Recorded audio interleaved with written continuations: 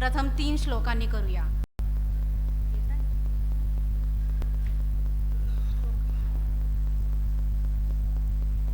शुका सारिखे पूर्ण वैराग्य ज्याचे, वशिष्ठा परिज्ञान योगेश्वराचे, कवी वाल्मिका सारिखा मान्य ऐसा, नमस्कार माझा सद्गुरु रामदासा. उपासनेला दृढ चालवावे, भूदेव संताशी सदा नमावे. सत्कर्म योगे वय घालवावे, सर्वामुखी मंगल बोलवावे. सदा सर्वदा योग तुझा घडावा, तुझे कारणी देह माझा पडावा. उपेक्षू नको गुणवंता अनंता, रघुनायका मागणे हेची आता. जय जय रघुवीर समर्थ. मान्यवरांना विनंती करते की त्यांनी दीप प्रज्वलन करावे.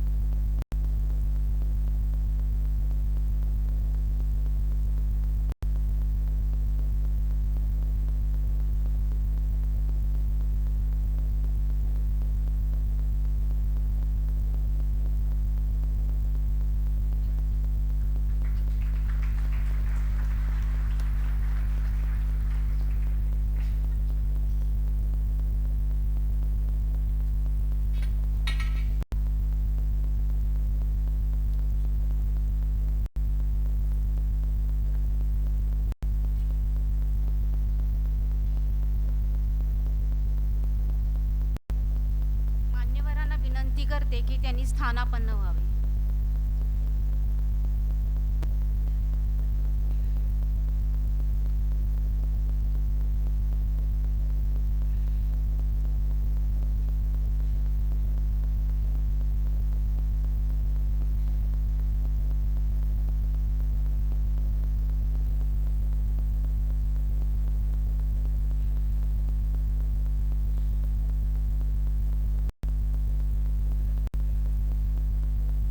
व्यासपीठावरील व व्यासपीठासमोरील सर्व सर्व मान्यवरांचे मी हार्दिक स्वागत करते.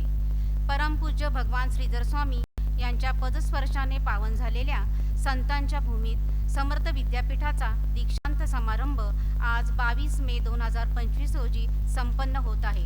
यावेळी समर्थ विचारांचा प्रसार व प्रचार करण्याच्या दृष्टीने घेण्यात आलेल्या परीक्षांमधील उत्तीर्ण झालेल्या स्नातकांचे मी मनःपूर्वक अभिनंदन करते.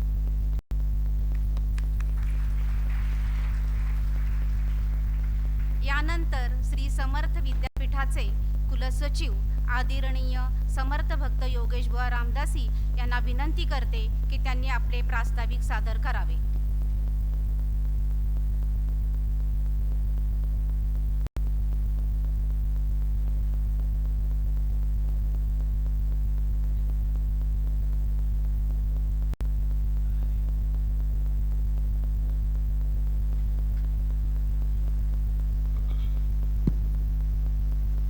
जय जय रघुवीर समर्थ. शुका सारिखे पूर्ण वैराग्य जाचे, वसिष्ठा परिज्ञान योगे. कवी वाल्मिका सारिखा मान्य ऐसा, नमस्कार माझा.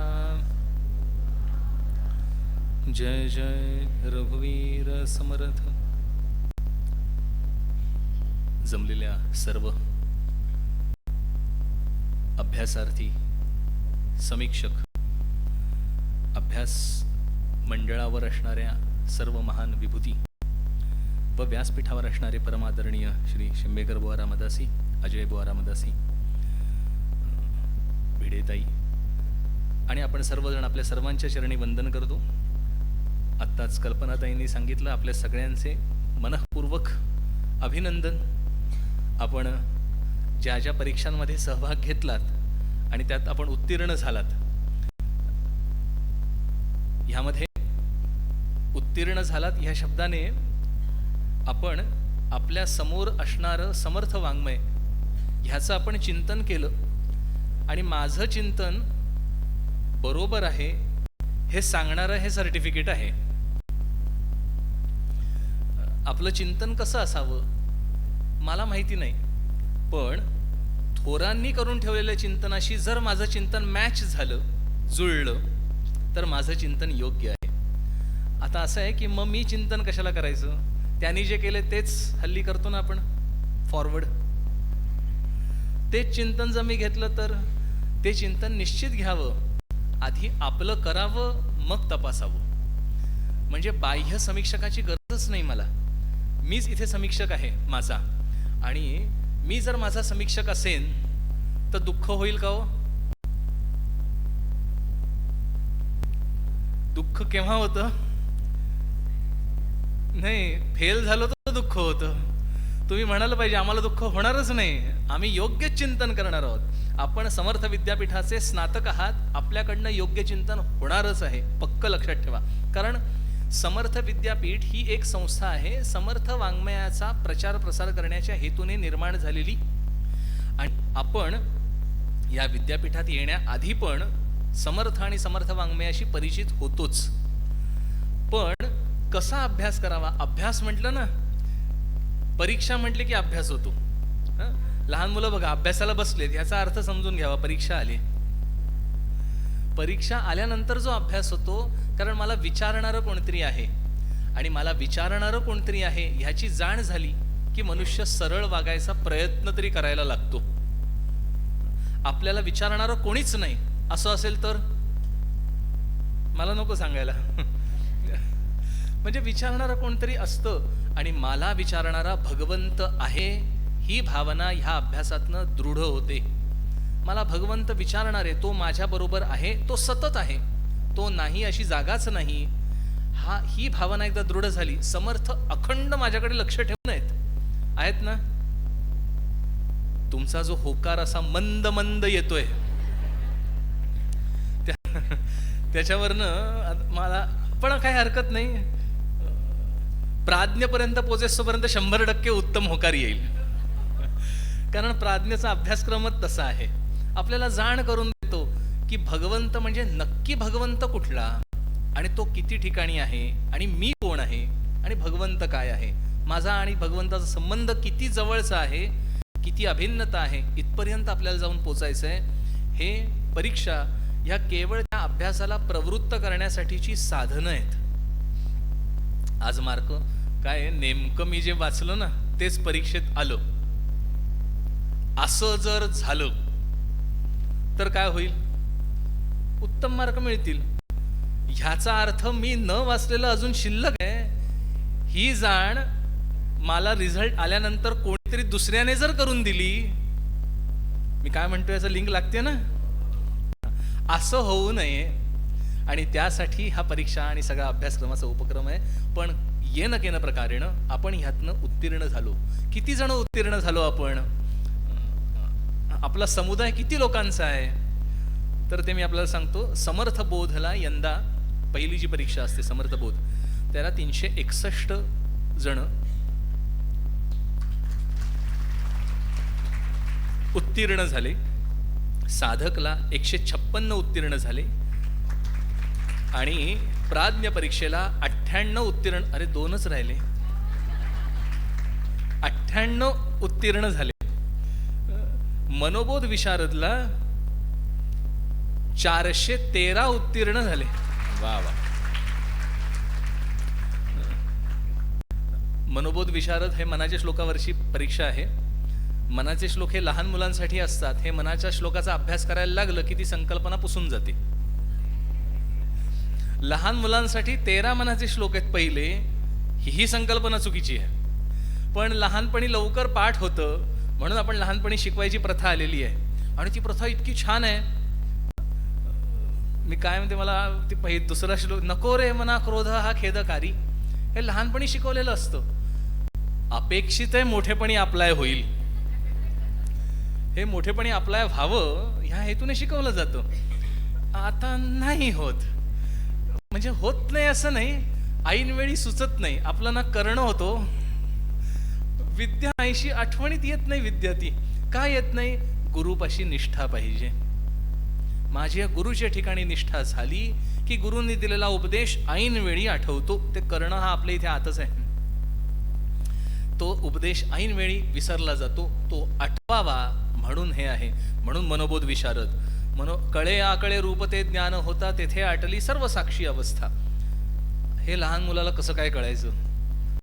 पण ते कळण्यासाठी म्हणून नको रे मना क्रोध हा खेदकारी इथून प्रवास सुरू करायला पाहिजे, तर चित्ताला ते कळणार आहे.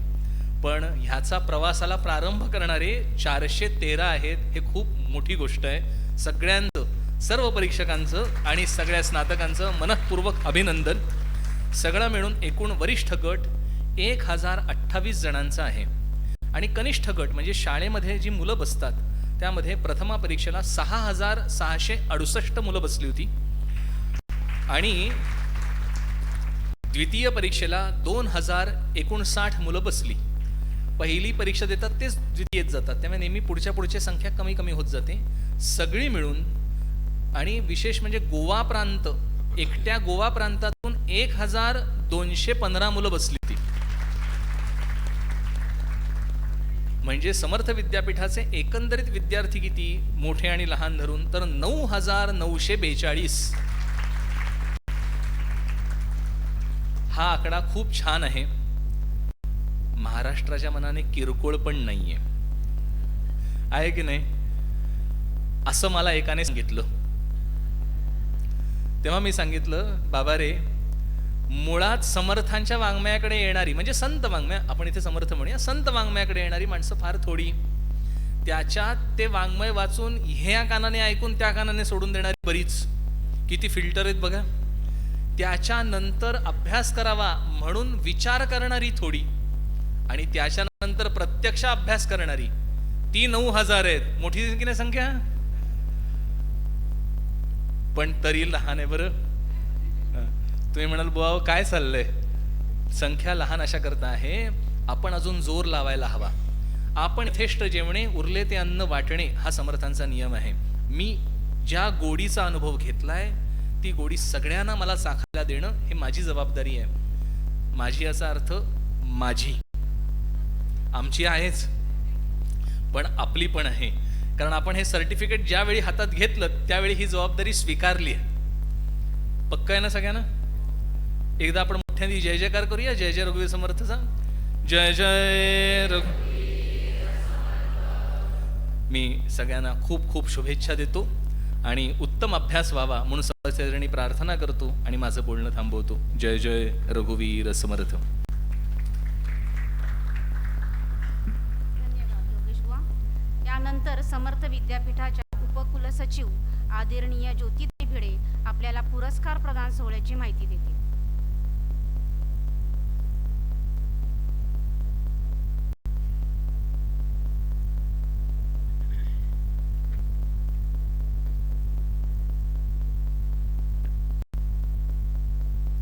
जय जय रघुवीर समर्थ. आज आपण पदवीदान समारंभाकरता जमलेलो आहोत इथे आणि मनोबोध आणि प्राज्ञ ह्या 2 परीक्षांमध्ये ज्यांना पुरस्कार मिळालेला आहे अशांचा आपण गौरव करणार आहोत. तर ही जी प्रक्रिया आहे की आपण हे कसे लोक निवडले, अभ्यास तर सगळ्यांनीच केलेला आहे, खूप चांगला केलेला आहे, पण मग त्याच्यातनं निवडायचं म्हणजे त्याला काय निकष होते हे जाणून घेण्याची सगळ्यांना उत्सुकता आहे. काही भगिनींनी मला विचारलंही होतं. मागच्या वर्षी मी थोडा खुलासा केला होता, परंतु यावर्षी आपण आणखीन एक नवीन उपक्रम त्याच्यामध्ये जोडलेला होता आणि त्या अनुषंगाने आपण पुढचा रिपोर्ट काढलेला होता आणि बक्षिसार्थी काढले होते. तर सगळ्यांना माहिती आहे की ज्यांचं लेखन अधिक सकस असतं, अधिक योग्य तऱ्हेने त्याचं प्रेझेंटेशन केलेलं असतं, टू द पॉईंट असतं, असं जे उत्तम प्रकटीकरण आपल्याला जे समजलं आहे त्याचं प्रकटीकरण म्हणजे तुमचे पेपर असतात. तर हे जे प्रकटीकरण आहे हे अधिक उत्तम तऱ्हेने ज्यांनी केलेलं आहे असे पेपर पहिल्यांदा विद्यापीठामध्ये बाजूला काढले जातात. त्याच्यानंतर त्यांची एकदा तपासणी झाली की त्याच्यातला पुन्हा एक फिल्टर लावून त्याच्यातले काही पेपर बाजूला काढले जातात. मग अभ्यास मंडळातल्या एखाद्या सदस्याला विनंती करून अभ्यास मंडळातल्या लोकांकडे ते पेपर पाठवले जातात. त्यांनी त्याची तपासणी केली की त्याच्यातनं ते त्याचा गुणानुक्रम लावून आमच्याकडे पुन्हा परत पाठवायचे आणि अशा तऱ्हेने मागच्या वर्षीपर्यंत आपण पुरस्काराचं पहिला, दुसरा, तिसरा नंबर 3 जण जे काढतो आपण त्यावेळेला फायनल करत होतो. आता ह्या वर्षी काय केलं की ही इथपर्यंतची प्रोसेस केलीच सगळी. त्यानंतर आपल्या सेवा मंडळाचं 75वं वर्ष होतं हे. त्यामुळे एक असं मनात होतं की विद्यापीठामध्ये काही आपल्याला वेगळा उपक्रम करता येईल का, याच्याकरता म्हणून हा नवीन उपक्रम आपण यावेळेला राबवलेला आहे. त्याच्या मागचा मुख्य उद्देश म्हणजे 75वं वर्ष म्हणून नवीन उपक्रम करायचा हा एक त्याच्यातला भाग झाला आणि दुसरा महत्त्वाचा भाग म्हणजे आपण समर्थांच्या विचाराचा प्रचार आणि प्रसार करतो आहोत. त्याच्याकरता कटिबद्ध आहे सेवा मंडळ आणि सेवा मंडळाचंच आम्ही एक लहान स्वरूप म्हणजे किंवा त्यांच्या पंखाखाली आम्ही आहोत असं मी म्हणेन, जास्त योग्य असेल ते. पण उद्देश तोच आहे विद्यापीठाचा. तर हा विचार आपण जेव्हा लोकांपर्यंत नेणार आहोत तेव्हा तो अधिक प्रभावीपणे जर का आपल्याला लोकांपर्यंत पोचवता आला तर ते जास्त योग्य नाही का होणार असं मनात आलं. मग त्याच्याकरता चांगले वक्ते पाहिजेत. आपला विचार आधी प्रथम दृढ झालेला, नीट समजलेला असा असला पाहिजे त्या व्यक्तीला आणि मग ती व्यक्ती जास्त चांगल्या तऱ्हेने लोकांपर्यंत जर का हे पोचवू शकत असेल तर असे लोक आपल्याला शोधले पाहिजेत. आपल्याच परिवारात आहेत खूप चांगले जण, पण ते आपल्याला माहिती नसतं. तर हा उद्देश डोळ्यासमोर ठेवून हा निरूपणाचा कार्यक्रम आपण करायचं असं ठरवलं. आणि सध्याची परिस्थिती अशी आहे की एके ठिकाणी लोकांना जमवणं शक्य नाही म्हणून हा ऑनलाईन पद्धतीने घेतला आणि तो खूप चांगल्या तऱ्हेने आपला पार पडला. याच्यातनं खूप चांगले लोक आपल्याला भेटले की जे खूप छान तऱ्हेने आपले विचार मांडू शकतात. मला त्याची गरज खूप जास्त वाटली म्हणून ह्या उपक्रमाचं यश जे आहे हे लोक जे पुढे आले आणि त्यांनी जे उत्साहाने त्याच्यामध्ये भाग घेतला आणि आपलं सादरीकरण केलं त्याच्याबद्दल मी त्यांचं अभिनंदन करीन आणि त्याच्यामुळे इतर लोकांना प्रोत्साहन मिळेल असाही मला एक विश्वास वाटतो की आपण पुढे यावं. आपल्याला जे वाटतं ते आपण प्रथम व्यक्त करायला शिकलं पाहिजे आणि आपलं व्यक्त होणं हे आज खूप आवश्यक आहे. योग्य तऱ्हेने व्यक्त होणं हे अधिक महत्त्वाचं आहे. त्याच्याकरता आपला हा अभ्यास आहे. व्यक्त खूप जण होतात, परंतु ते व्यक्त होणं हे योग्य वेळी, योग्य काळी आणि योग्य शब्दांमध्ये आहे की नाही ह्याला जे महत्त्व आहे ते महत्त्व काय हे आपल्याला या अभ्यासाने कळतं. तर म्हणून याचं एक छान महत्त्व सगळ्यांना पण पटलं असं मला वाटतं, कारण बऱ्याच जणांनी मला तसा अभिप्राय दिला की हा उपक्रम खूप चांगला झाला म्हणून. तर हा त्याचा मूळ उद्देश होता, म्हणजे त्याच्यामध्ये आपण कसे फिल्टर्स लावलेले होते हे आपण जाणून घेतलं आता.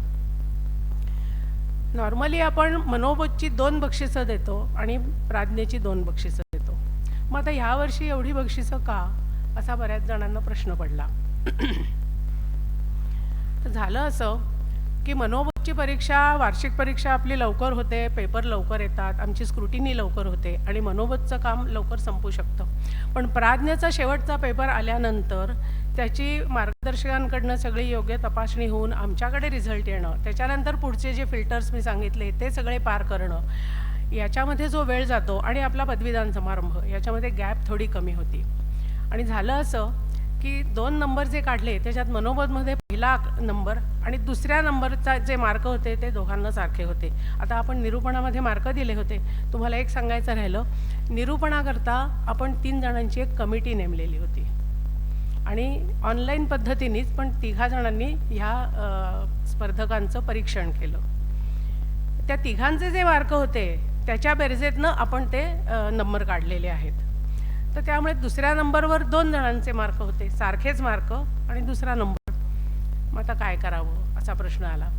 पण मग ते आपण विभागून जसं देतो तसं मनोबोधच्या ह्याला प्रश्न आला नाही फारसा, की ठीक आहे पहिला 1 नंबर आणि दुसरे 2 नंबर झाले. पण प्राज्ञेला झालं असं की प्राज्ञेला दुसऱ्या नंबरला 3 जण आले. मग आता असं वाटलं की पुन्हा एक राऊंड घेऊन त्याच्यातनं पुन्हा आपल्याला फायनल करायला पाहिजे का, पण तेवढा ह्यावर्षी वेळ नव्हता. त्यामुळे पुढच्या वर्षी हा टाईम कन्स्ट्रेंट जर का आपल्याला अवॉइड करता आला तर म्हणजे पुढच्या वर्षी असं होऊ न देणं याच्याकरता काय मेजर्स घ्यायचे ते घेऊन पहिलं आणि दुसरं विभागून इथपर्यंतच ही बक्षिसं दिली जातील असं मी सांगेन. ह्यावर्षी आपण एक उत्तेजना म्हणून तिसरं पण आणखीन डावललं नाही, कारण ते तितकंच चांगलं होतं बक्षीस, म्हणजे करणाऱ्याचं सादरीकरण हे तितकंच चांगलं होतं. आणि मार्क तर दिसतच होते, सगळ्यांनी जे दिलेले मार्क आहेत. बरं, आम्ही 3घी जणी 3 ठिकाणी बसलेले होते. परीक्षक जे होते ते वेगवेगळ्या ठिकाणी होते. आपापलं त्यांनी मार्काचं पत्रक आमच्याकडे सादर केलं आणि त्याची बेरीज करून जो रिझल्ट आला तो आपण जाहीर केलेला आहे. तर बाकीच्याही सगळ्यांनी खूप चांगलं सादरीकरण केलेलं होतंच, परंतु त्याच्यामध्ये थोडंसं कमी जास्त जे काय असतं त्याच्यातनं आपण फक्त हे पुढची बक्षिसं दिलेली आहेत सगळी. तर सगळ्यांचं सादरीकरण चांगलं होतं असं मी सांगेन आणि हा उपक्रम असाच पुढच्या वर्षी पण आपण घेणार आहोत. आणि आणखीन एक आत्ता मी सांगून ठेवते, ह्या वर्षी ज्यांना आत्ता हे पुरस्कार मिळालेले आहेत त्यांना पुढच्या वर्षी येणाऱ्या वर्षामध्ये म्हणजे अभ्यासातलेच काही विषय तर सांगून त्यांच्याकडनं त्याचे काही रेकॉर्डिंग्स घेऊन आपल्याच अभ्यासार्थींकरता आपण ती आपल्या चॅनेलवर देणार आहोत. ज्या योगे अभ्यासामध्ये त्याचा उपयोग होईल आणि जे अभ्यासक आहेत चांगला अभ्यास सादर करू शकतात लोकांपर्यंत पोचण्याकरता त्यांचा हा जो प्रयास आहे त्याचा विद्यापीठाला आपण उपयोग करून घेणार आहोत. तर अशा तऱ्हेने आपण या पद्धतीने पुढे जाणार आहोत. तर आता मी एक नाव वाचते, त्या व्यक्तीने पुढे यावं आणि त्यांचं मी प्रशस्तीपत्रक वाचून दाखवते आणि त्यांचा सन्मान मान्यवरांकडनं केला जाईल.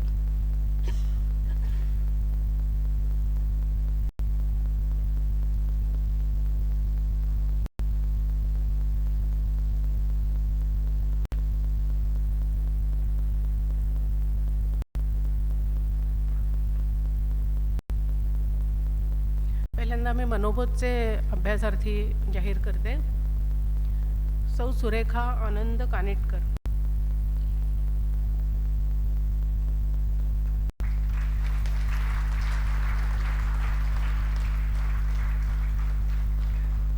Sorry excuse me, please excuse me, यांना आपण देऊया.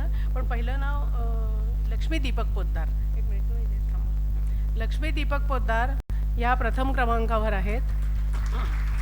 यांच्या मार्गदर्शक होत्या जयश्री पटवर्धन. जयश्री पटवर्धन बेळगावच्या आहेत आणि लक्ष्मी पोद्दार ह्याही बेळगावच्याच आहेत. तर त्यांचं अभिनंदन.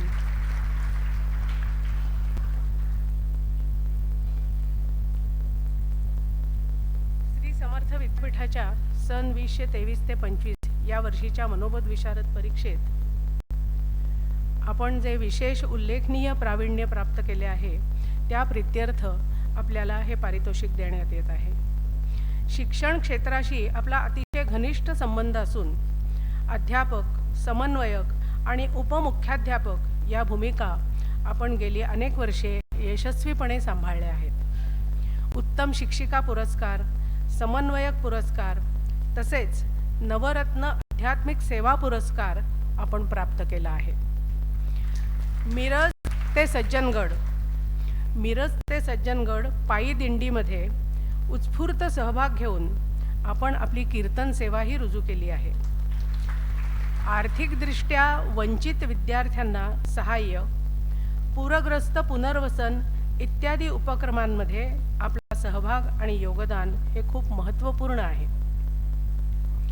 कीर्तन सेवा करण्यात आपली विशेष रुची असून समाजामध्ये सुयोग्य विचार पोचावेत यासाठी आपण नेहमीच प्रयत्नशील असता. आपल्या या बहुआयामी कार्याचं प्रत्यंतर श्री योगीराज कल्याण स्वामी पुरस्कारामध्ये परिणत झालेले दिसते. श्री कल्याण स्वामींप्रमाणेच भविष्यातही आपली समर्थनिष्ठा आणि समर्थ अभ्यास वृद्धिंगत होत राहून समर्थ विचार प्रचार आणि प्रसाराचे कार्य आपल्या हातून निरंतर होत राहील अशा विश्वासासह या पारितोषिकाच्या निमित्ताने आपले पुनश्च अभिनंदन आणि पुढील वाटचालीसाठी खूप खूप शुभेच्छा.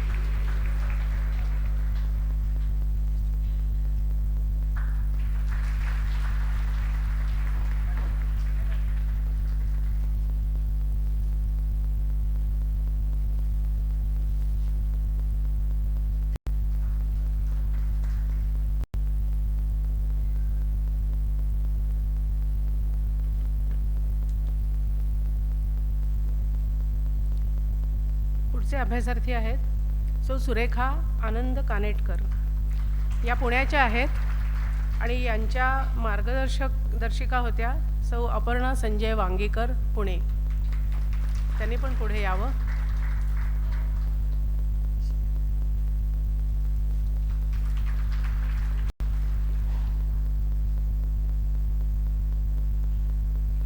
श्री समर्थ विद्यापीठाच्या सन 2023-25 या वर्षीच्या मनोबोध विशारद परीक्षेमध्ये आपण जे विशेष उल्लेखनीय यश प्राप्त केलं आहे त्या प्रित्यर्थ आपल्याला हे पारितोषिक देण्यात येत आहे.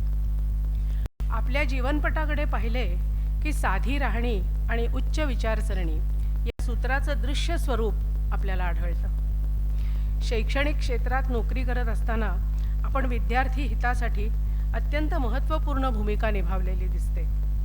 विद्यार्थी ज्ञानार्जनापासून वंचित राहू नये म्हणून आपण विशेष कष्ट घेतलेले आहेत. कलेच्या क्षेत्रातही आपले भरीव योगदान दिसून येते. नोकरी करत असताना देखील विद्यार्थ्यांना गणित शास्त्र विषयाचे मार्गदर्शन आणि स्त्री वर्गासाठी कला शिक्षण देऊन आपण आपल्या व्यक्तिमत्वाला नवे आयाम जोडलेले दिसतात.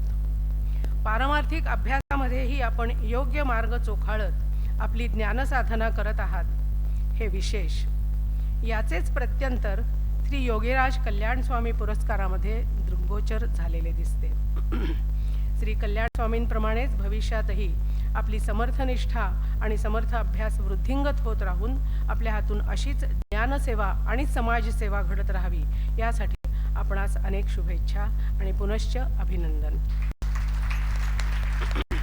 याचबरोबर त्यांच्या मार्गदर्शकांचंही अभिनंदन, कारण मार्गदर्शक हा किती महत्त्वाची भूमिका बजावतो हे आपल्याला अशा विशेष उपक्रमांमधनं विशेष प्रसंगातनं नक्कीच लक्षात येतं अपर्णा वांगीकर यांचेही अभिनंदन.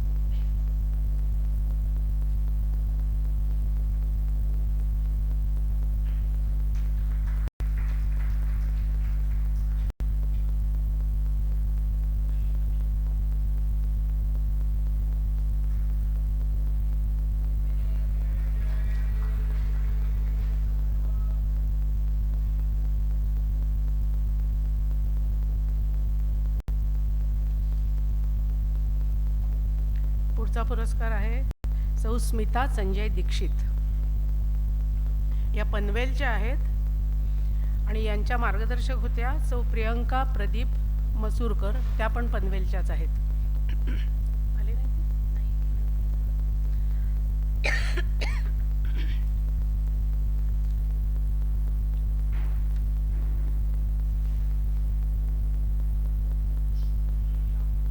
श्री समर्थ विद्यापीठाच्या सन 23 ते 25 या वर्षीच्या मनोबोध विशारद परीक्षेत आपण जे विशेष यश प्राप्त केले त्या प्रित्यर्थ आपल्याला हे पारितोषिक देण्यात येत आहे.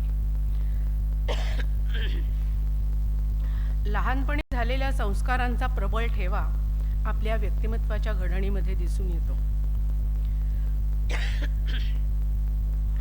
वैवाहिक जीवनातही कुटुंबातील ज्येष्ठ व्यक्तींच्या आशीर्वादाचं पाठबळ मिळाल्यामुळे आपण आपली ज्ञानसेवा आणि सामाजिक कार्य यामध्ये भरीव योगदान देऊ केलेले आहे हे विशेष महत्त्वाचे म्हणून नमूद केले आहे. आर्थिक दुर्बल गटातील मुलांसाठी विनामूल्य शिकवून समाज ऋणातून अंशतः उतराई होण्यासहून आपण हा प्रयोग करून धन्य झाला आहात. सांप्रत काळातील आध्यात्मिक अभ्यासाचे उपयुक्त उपक्रमांमध्ये आपण रुची ठेवून त्यात विशेष गती प्राप्त केली आहे, हेही अभिनंदनीय आहे. याचीच पुढची पायरी म्हणजे आपल्याला मिळालेला हा योगीराज कल्याण स्वामी पुरस्कार आहे. श्री कल्याण स्वामींप्रमाणेच भविष्यात आपण आपली समर्थनिष्ठा आणि समर्थ अभ्यास वृद्धिंगत करत समर्थ विचारांच्या प्रचाराचे आणि प्रसाराचे कार्य आपल्या हातून निरंतर होत राहील असा विश्वासासह या पारितोषिकाच्या निमित्ताने आपले पुनश्च अभिनंदन आणि पुढील वाटचालीसाठी खूप खूप शुभेच्छा. यांच्या मार्गदर्शक ज्या आहेत त्या प्रकृती अस्वास्थ्यामुळे आलेल्या नाही आहेत, त्याही पनवेलच्याच आहेत. त्या दोघीजणी पनवेलमध्येच असतात.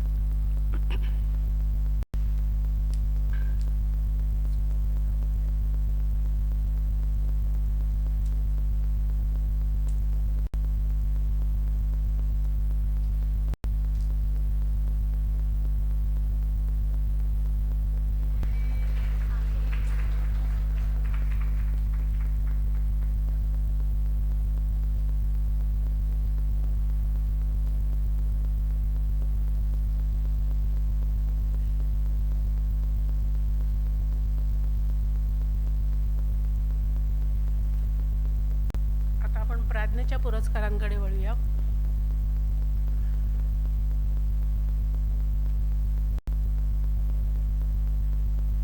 समर्थ भक्त डॉक्टर मेधा अरुण शेटे मुंबई यांच्या मार्गदर्शिका होत्या सौ चित्रा नेरकर, या पण मुंबईच्याच आहेत. चित्रा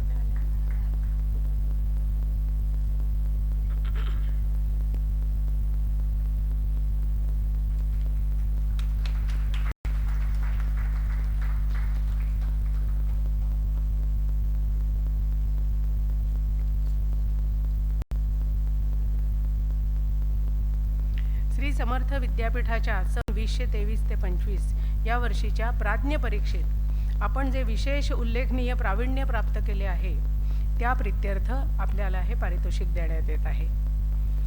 आपण एक प्रथितयश डॉक्टर असून गेली 40 वर्षे आपण पॅथॉलॉजी या शाखेमध्ये सेवारत आहात. रक्तदान शिबिरं आणि वैद्यकीय सेवेबरोबरच आपण आपल्या क्षेत्रातील संशोधन कार्यालाही वाहून घेतलेले आहे. थॅलेसेमिया या रोगाबाबत जागृती करण्याचे मोठे काम आपण हाती घेतलेले आहे. सामाजिक जनजागरण उपक्रमांमध्ये आपण स्वातंत्र्यवीर सावरकर केंद्र विलेपार्ले येथे महत्त्वाची भूमिका बजावत आहात. श्री समर्थ वाङ्मयांमध्ये वाढलेली रुची आणि जिज्ञासा आपण विद्यापीठाच्या परीक्षा देऊन पूर्ण केलेल्या दिसतात. समर्थ विचार मंच या व्यासपीठावरून श्री समर्थांचे विचार लोकांपर्यंत पोहोचवण्याचे आपण करत असलेले महत् कार्य खचितच अभिनंदनीय आहे. आपणास मिळालेल्या श्री योगीराज कल्याण स्वामी पुरस्कारामुळे या कार्याला एक आगळी झळाळीच प्राप्त झाली आहे. श्री कल्याण स्वामींप्रमाणेच भविष्यातही आपण आपली समर्थनिष्ठा, समर्थ अभ्यास वृद्धिंगत होत राहून समर्थ विचारांच्या प्रचार आणि प्रसाराचे कार्य आपल्याकडून निरंतर होत राहो अशा विश्वासासह या पारितोषिकाच्या निमित्ताने आपले पुनश्च अभिनंदन आणि पुढील वाटचालीसाठी खूप शुभेच्छा. डॉक्टर मेधा शेटे.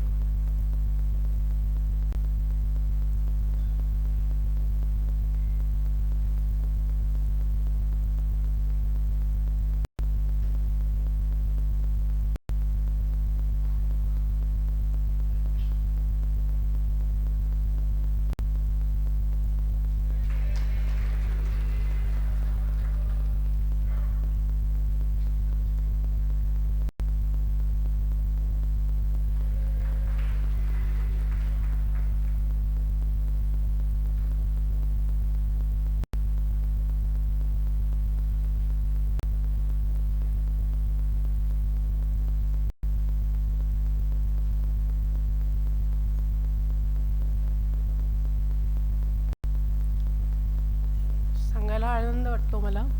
चित्राताई नेरकर ह्या आपल्या खूप जुन्या मार्गदर्शिका आहेत आणि याच्या आधीसुद्धा त्यांच्या अभ्यासार्थींना पुरस्कार मिळालेले आहेत. पण ह्या वर्षी त्या इथे येऊ शकल्या ह्याचा मला आनंद आहे.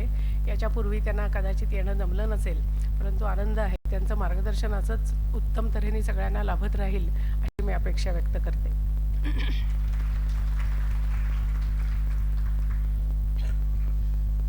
पुढचा पुरस्कार आहे डॉक्टर आसावरी विवेक भट. या मुंबईच्या आहेत आणि यांच्या पण मार्गदर्शिका चित्राताईच आहेत.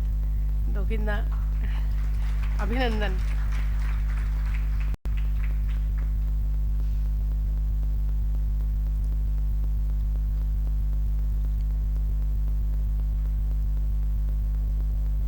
लहानपणापासून आपण बाळगलेलं स्वप्न म्हणजे डॉक्टर व्हायचं किंवा उत्तम शिक्षक व्हायचं. विशेष म्हणजे आपली ही दोन्ही स्वप्न पूर्ण झालेली आहेत.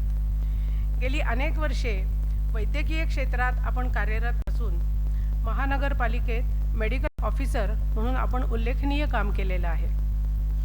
आपल्या सर्वच पेशंटसोबत आपले अतिशय आपुलकीचं नातं असल्याने आपण अतिशय लोकप्रिय डॉक्टर हा लौकिक प्राप्त केला आहे. आपल्याला संस्कृतची मनापासून आवड असल्याने वयाच्या 50 नंतर आपण MA केल्यानंतर PhD पदवीही प्राप्त केली. मुंबई विद्यापीठामध्ये आपण अभ्यागत प्राध्यापक म्हणून या पदावरही काम केलं आहे. याशिवाय कानडी भाषा, मायथॉलॉजी या विषयात आपल्याला विशेष रुची आहे. सतत वाचन, अभ्यास आणि लेखन हीच आपली खरी ओळख म्हणावी लागेल आणि याचाच प्रत्यय आपल्याला मिळालेला हा योगीराज कल्याण स्वामी पुरस्कार आहे. श्री कल्याण स्वामींप्रमाणेच भविष्यात आपण आपली समर्थनिष्ठा आणि समर्थ अभ्यास वृद्धिंगत करत राहून समर्थ विचार, प्रचार आणि प्रसाराचं कार्य आपल्या हातून निरंतर होत राहो अशा विश्वासासह या पारितोषिकाच्या निमित्ताने आपले पुनश्च अभिनंदन आणि पुढील वाटचालीसाठी खूप शुभेच्छा. जय जय रघुवीर समर्थ.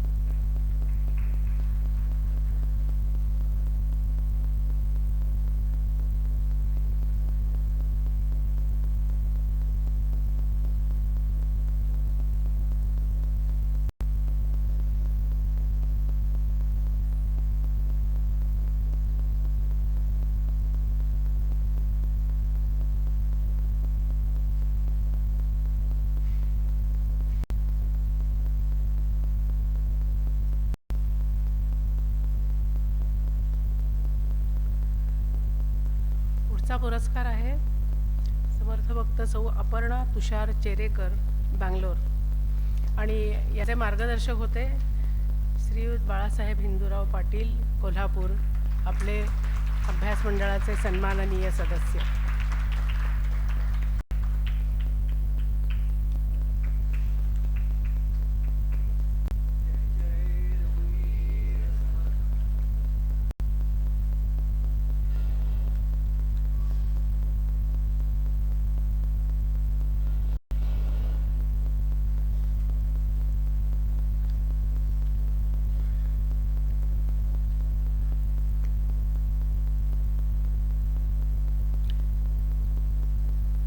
अपर्णाताई, आपण अध्ययनासोबत अध्यापनाच्या कामातही अग्रेसर आहात.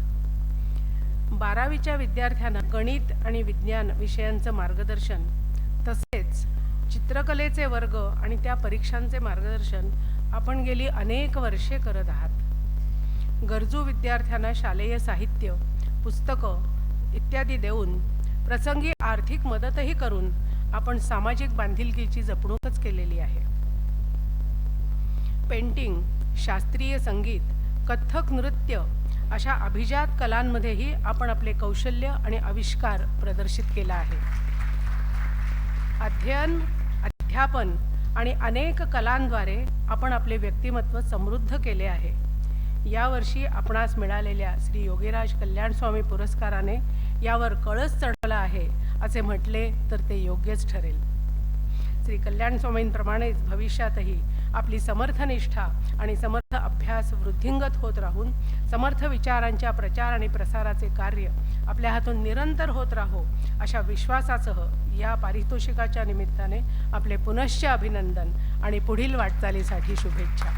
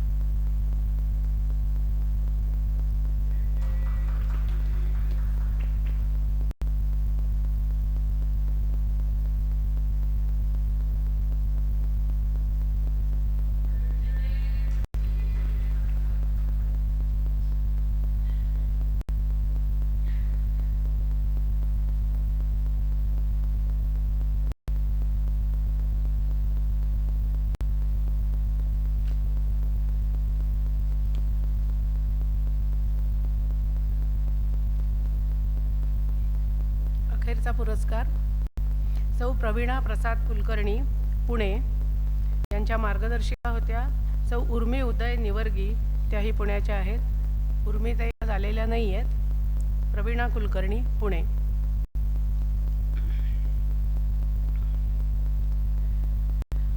आपल्या जीवन प्रवासामध्ये अध्यापनाचं एक विशेष स्थान दिसून येतं. गरजू विद्यार्थ्यांना आर्थिक मदत, कठीण विषयात केलेलं मार्गदर्शन, प्रोत्साहनपर दिलेली बक्षिसं यातून आपली अध्यापनातील आत्मीयता आणि तळमळ दिसून येते.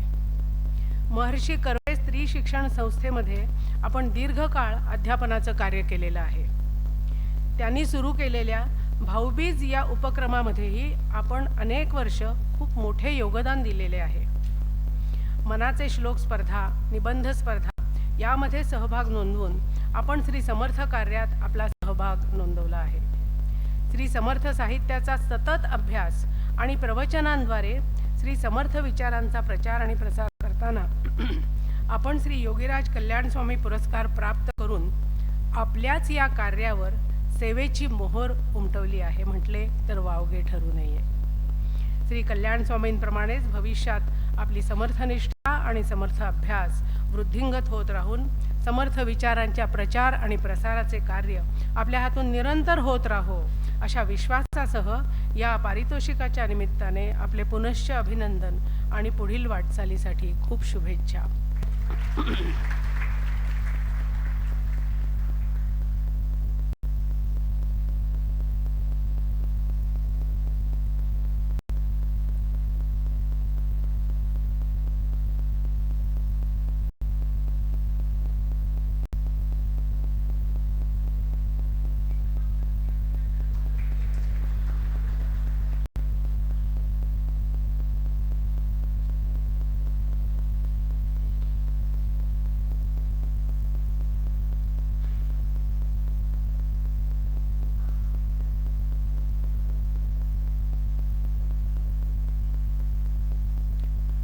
अशा तऱ्हेने 2023 ते 25 या अभ्यासाच्या वर्षातला हा जो उपक्रम आपण करतो त्याचे गौरव समारंभ हा आता आपण संपन्न केलेला आहे आणि याच्या पुढची सूत्र मी कल्पनाताईंकडे देते, त्या पुढची कार्यवाही करतील. धन्यवाद. जय जय रघुवीर समर्थ.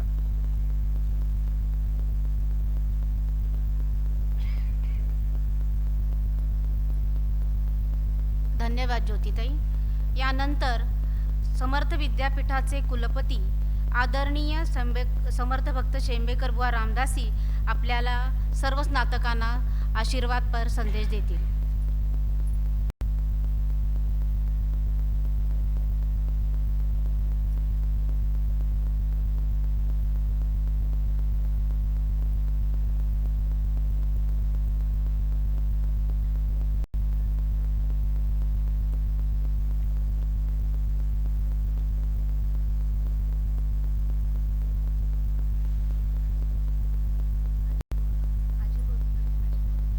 माफ करा, समर्थ भक्त अजयबुवा रामदासी आपल्याला सर्व स्नातकांना आशीर्वादपर संदेश देतील.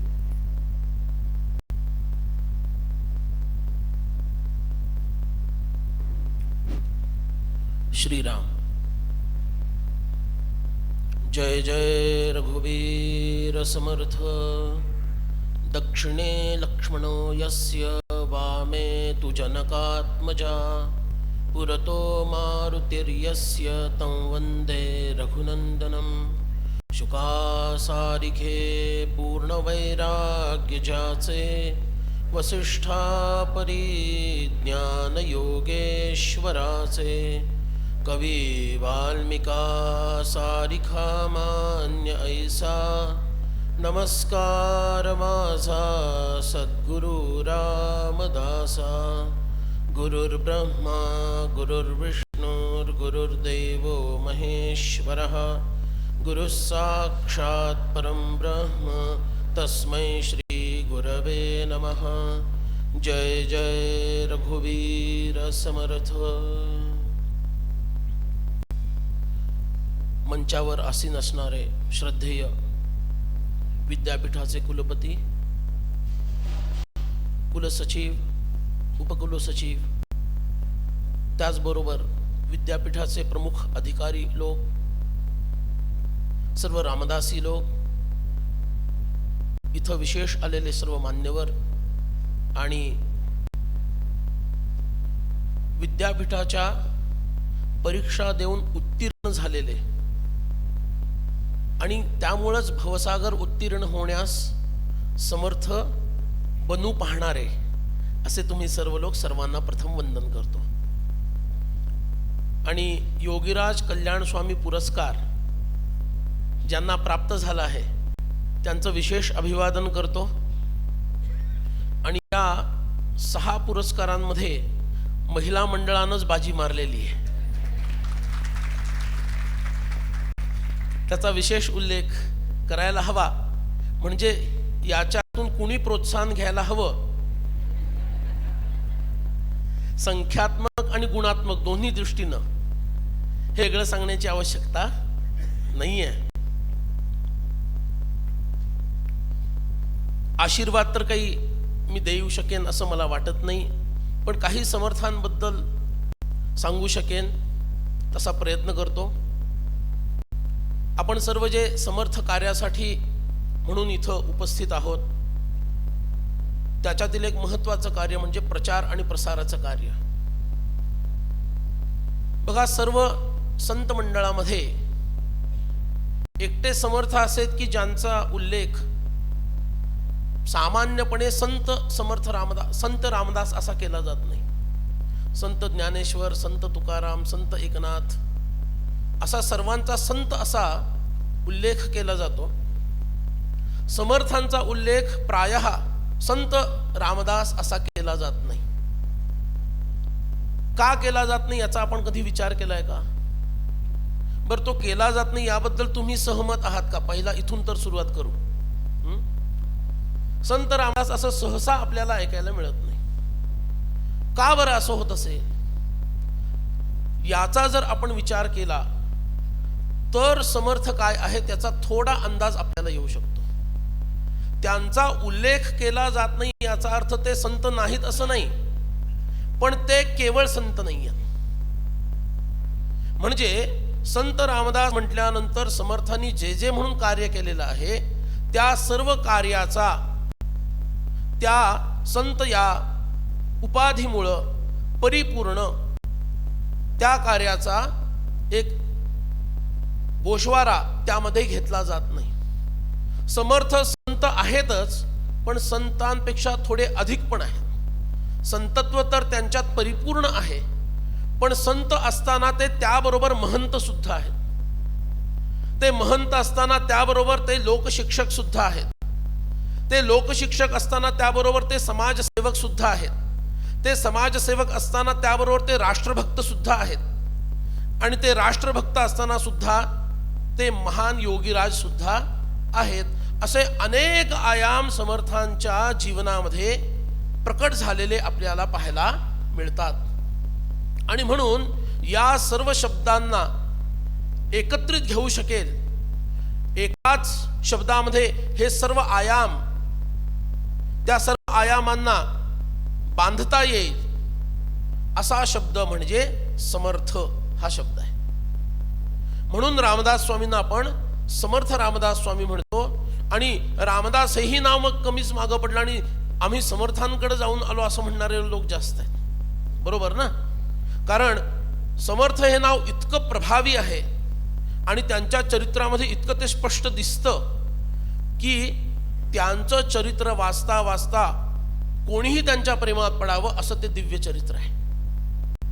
म्हणून आपल्याला समर्थ कार्य करायचं आहे, समर्थांची सेवा करायची आहे, त्यांच्या विचारांचा प्रचार आणि प्रसार करायचा आहे. हे जरी आपण ठरवत असलो तरी मुळात समर्थांचं चरित्र काय आहे हे आधी जाणून घेणं खूप महत्वाचं आहे. ते तुम्ही जाणलेलं असेल असं वाटेल, पण आपल्याला ते जाणवत नाही. त्याच्यातला छोटासा अंश आपल्याला चरित्रांमधून कळतो, कारण ते लौकिक स्वरूपातलं चरित्र दिलेलं असतं. महापुरुषांचं चरित्र हे त्यांच्या भावविश्वामध्ये प्रवेश केल्याखेरीज कळत नाही. इतर लोकांची जी चरित्र असतात ती चरित्र कळू शकतात. याचं कारण का? त्यांचं सगळं जीवन लौकिकातील असतं. पण समर्थांचं, संतांचं जीवन काय आहे? लौकिक, पारलौकिक आणि पारमार्थिक या 3 स्तरांवर त्यांचं जीवन ते एकाच वेळेला जगत असतात. त्यामुळं लौकिकातला काही भाग आम्हाला कळू शकेल, पण पारलौकिकातील भाग कळणं अवघड आहे आणि परमार्थातील भाग कळणं तर जवळपास दुरापास्त आहे. म्हणून समर्थांचं लौकिक चरित्र हातात घेऊन ते चरित्र समजता समजता दासबोधातिक अन्य वाङ्मयाचा धांडोळा घेताना त्यांचं पारलौकिक व पारमार्थिक चरित्र समजून घेण्याचा पण आपण अभ्यास करायला पाहिजे. जेणेकरून आपण समर्थांच्या चरणांच्या जवळ पोहोचू शकू. एक छान वाक्य वाचलं होतं. फार मोठे इतिहासकार होऊन गेले, मागच्या पिढीतले आंतरराष्ट्रीय ख्यातीचे इतिहासकार श्री सेतू माधवराव पगडी. तर ते शिवचरित्राचा अभ्यास करता करता समर्थांकडे वळले. म्हणजे त्यांचा अभ्यासाचा विषय काय होता? छत्रपती शिवाजी महाराज, त्यांचं चरित्र. पण तो अभ्यास करता करता ते समर्थांकडे वळले आणि त्यांच्या अभ्यासाची परिणती समर्थांना समजून घेण्याकडे झाली. आणि शेवटच्या काळामध्ये जेव्हा त्यांना विचारलं की तुम्ही इतके समर्थमय झालेले आहात, इतकं समर्थांचं तुम्ही चिंतन करता, आता समर्थांबद्दल किंवा समर्थ तुम्हाला किती कळले आहेत असं आम्ही समजायचं. तेव्हा त्यांनी फार छान उत्तर दिलं. ते म्हणाले, आता कुठं चाचपडत चाचपडत समर्थांच्या चरण पादुका अंधुक अंधुक दिसत आहेत. चाचपडत चाचपडत समर्थांच्या चरण पादुका, चरण दिसलेले नाही आहेत, काय चरण पादुका अंधुक अंधुक अशा दिसत आहेत. अरे मग संपूर्ण समर्थ कळणार कधी? म्हणून तुम्ही आम्ही सर्वांनी हा एक आग्रह ठेवायला हवा की आग्रहानं मला समर्थ समजून घ्यायचे. आणि हा आग्रह जर असेल तरच आम्ही खऱ्या अर्थानं समर्थांच्या वाङ्मयाचा अभ्यास करू शकू, अध्ययन करू शकू. कारण समर्थांची विचार प्रक्रिया काय आहे, समर्थांची आचार प्रक्रिया काय आहे, समर्थांची चिंतन प्रक्रिया काय आहे, समर्थ कशाला महत्त्व देतात, समर्थ कशाला गौणत्व देतात, या सर्व गोष्टींचा जर आपण त्यांच्या चरित्रातून धांडोळा घेतला आणि ते समजून घेण्याचा प्रयत्न केला तर आपल्या अध्ययनाला एक वेगळं स्वरूप येण्याची शक्यता आहे आणि ती शक्यता अचूकतेकडे नेणारी आहे. याचं कारण समर्थांनी या ओवीचा नेमका अर्थ हाच केलेला असला पाहिजे का, त्यांच्या चरित्रामध्ये असं असं दिसतं, याच्यावरून आपण समजून घेऊ शकतो.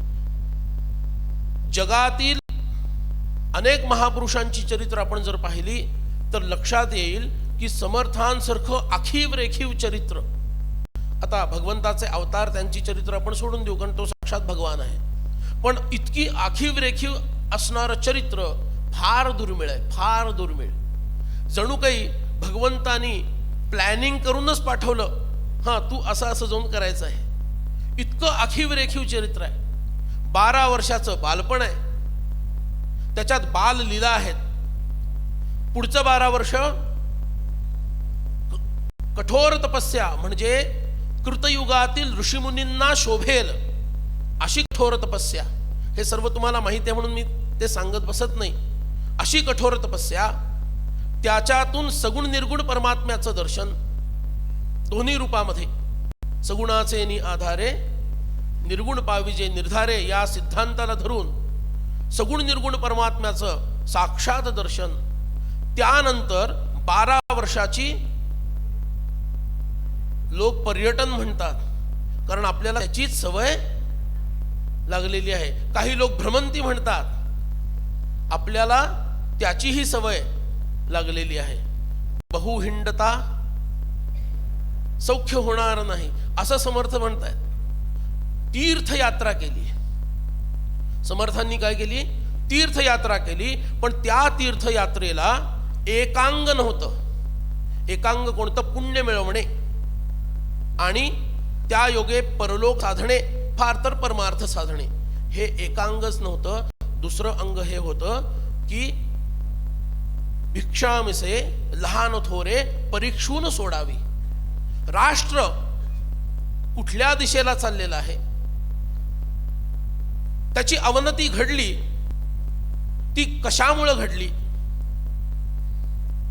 ज्ञाना एवढं श्रेष्ठ जगात काही नाही आणि ज्ञाना एवढं समर्थ असं काही नाही असं म्हणणारी आमची ही संस्कृती स्वतः परकीयांना अधीन कशी झाली, हे राष्ट्र पराधीन कसं झालं, दुर्बल कसं झालं, हे सगळं अभ्यासच समर्थ पुढे निघाले. तीर्थावरती जावं, संत मंडळ्या मिळवाव्या, भक्त मंडळ्या गोळा कराव्या, हे सर्व करत समर्थ पुढे निघालेले आहेत. त्यांचं निरीक्षण अगदी अद्भुत आहे. नेमकं राष्ट्राला काय हवं आहे, राष्ट्र कुठं घसरलेलं आहे आणि त्याला जर काही दिलं नाही तर ते रसातळाला जाईल अशा अवस्थेला आलेलं आहे. नेमकं मला काय करायचं आहे आणि त्याच्यात माझं योगदान काय आहे. राष्ट्राला काय हवं हे झालं, त्याच्यात माझं योगदान काय आहे, याचं सगळं निरीक्षण परीक्षण समीक्षण करत समर्थ पुढे चाललेले. आणि त्यामध्ये असाही उल्लेख सापडतो, समर्थांना प्रल्हादाचं स्मरण व्हावं आणि भगवंतांनी प्रल्हादांना कुठल्या कुठल्या महाभयंकर संकटातून वाचवलं. समर्थांना कळलं, अरे अमुक अमुक अशा अरण्यामध्ये वणवा पेटलाय, साधू महाराज जी आप उधर मत जाओ. समर्थ म्हणणार मी हटकून तिथं जाणार. प्रल्हादाला वाचवलंस होलिकेपासून, माझं रक्षण करतोस का बघूया. आणि तिथं त्या जळत्या अरण्यात प्रवेश करावा आणि रामरायांनी त्यांचं रक्षण करावं. उंच कड्यावरून उडी मारावी, रामरायांनी त्यांचं रक्षण करावं.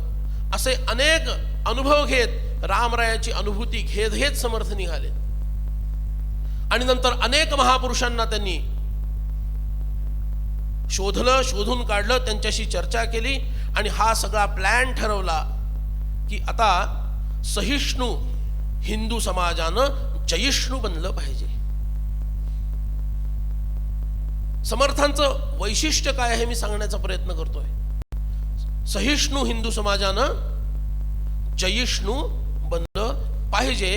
आणि म्हणून एकादशाक्षरी जो महामंत्र दिला समर्थांनी, तो महामंत्र आहे जय जय रघुवीर समर्थ. हा महामंत्र दिला का?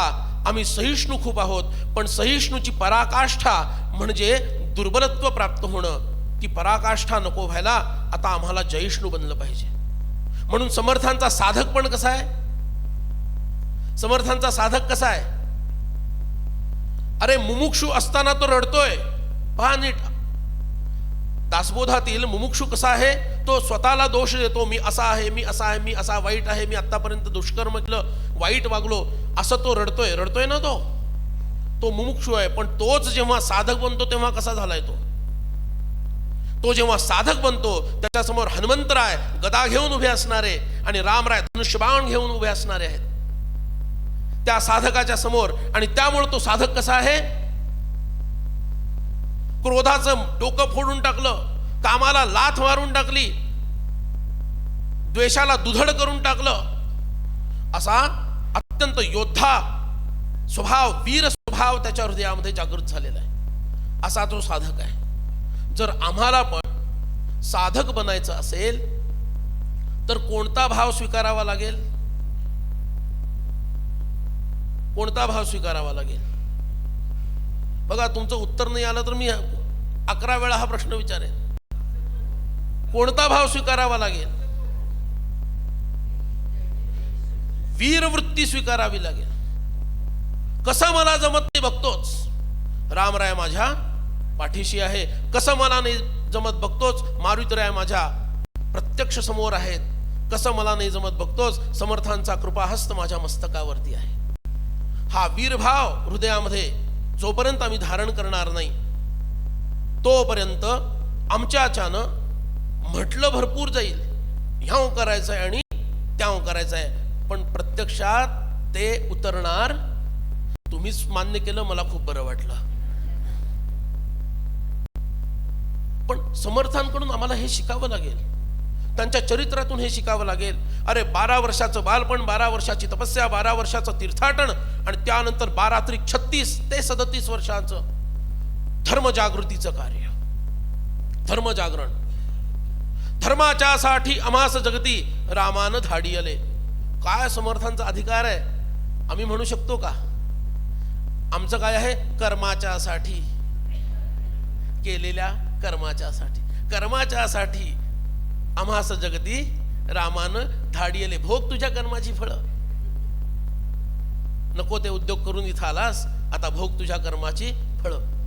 ही आमची स्थिती आहे. समर्थ काय म्हणतात? धर्माच्या साठी आम्हास जगती रामानं धाडी आले. ऐसे जाणुनी रामभक्ती करिता ऐश्वर्य हे लाधले. कोणता ऐश्वर्य? 1100 मठ, 1100 महंत तेजस्वी, त्या महंतांचे अनेक शिष्य. एक उदाहरण सांगतो म्हणजे तुम्हाला लक्षात येईल काय समर्थांच्या शिष्यांची ताकद होती. आमचे उद्धव गोसावी 2 मठाचे मठपती, आणि 2 मठ आजूबाजूला नाही. एक मठ नाशिकच्या जवळ टाकळीला आणि दुसरा मठ तेलंगणामध्ये. विचार करा, 2 मठाचे मठपती असे असणारे 5 ते 10 वर्षामध्ये 700 महंत तयार करू शकतात. 5 ते 10 वर्षामध्ये. आणि समर्थांना भेटायला आले तेव्हा भगव्या वस्त्रात असणारे हे सर्व महंत उद्धव गोसावी इथं गडावरती घेऊन आले. काय आनंदाचा सोहळा झाला असेल विचार करा. 700 महंत एक उद्धव गोसावी तयार करू शकतात. कशामुळे हे शक्य झालं? समर्थांची शिकवण ती प्रत्यक्ष उतरवण जीवनामध्ये, ह्यामुळे त्यांना हे शक्य झालेलं आहे. म्हणून समर्थांचं चरित्र नित्य स्मरणामध्ये हवं.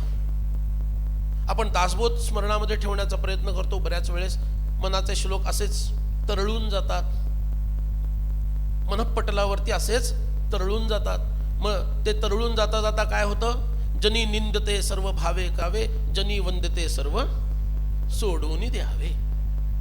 असं तरळतं अचानक, आणि आपण तसंच करायला प्रवृत्त होतो बऱ्याच वेळेला, नाही का? असो, पण समर्थांचं चरित्र सतत स्मरणात हवं. त्या महापुरुषांनी नानासाहेब देवांनी काय सुंदर वर्णन केलंय समर्थांचं त्रिखंडात्मक चरित्रामध्ये. नानासाहेब देव म्हणाले, समर्थांच्या जीवनाचं सार मला एका शब्दात नाही एका वाक्यात सांगायला सांगा. मी एका वाक्यात नाही एका शब्दात सांगायला सांगा, मी ते सांगू शकतो. आणि तो शब्द आहे कष्ट.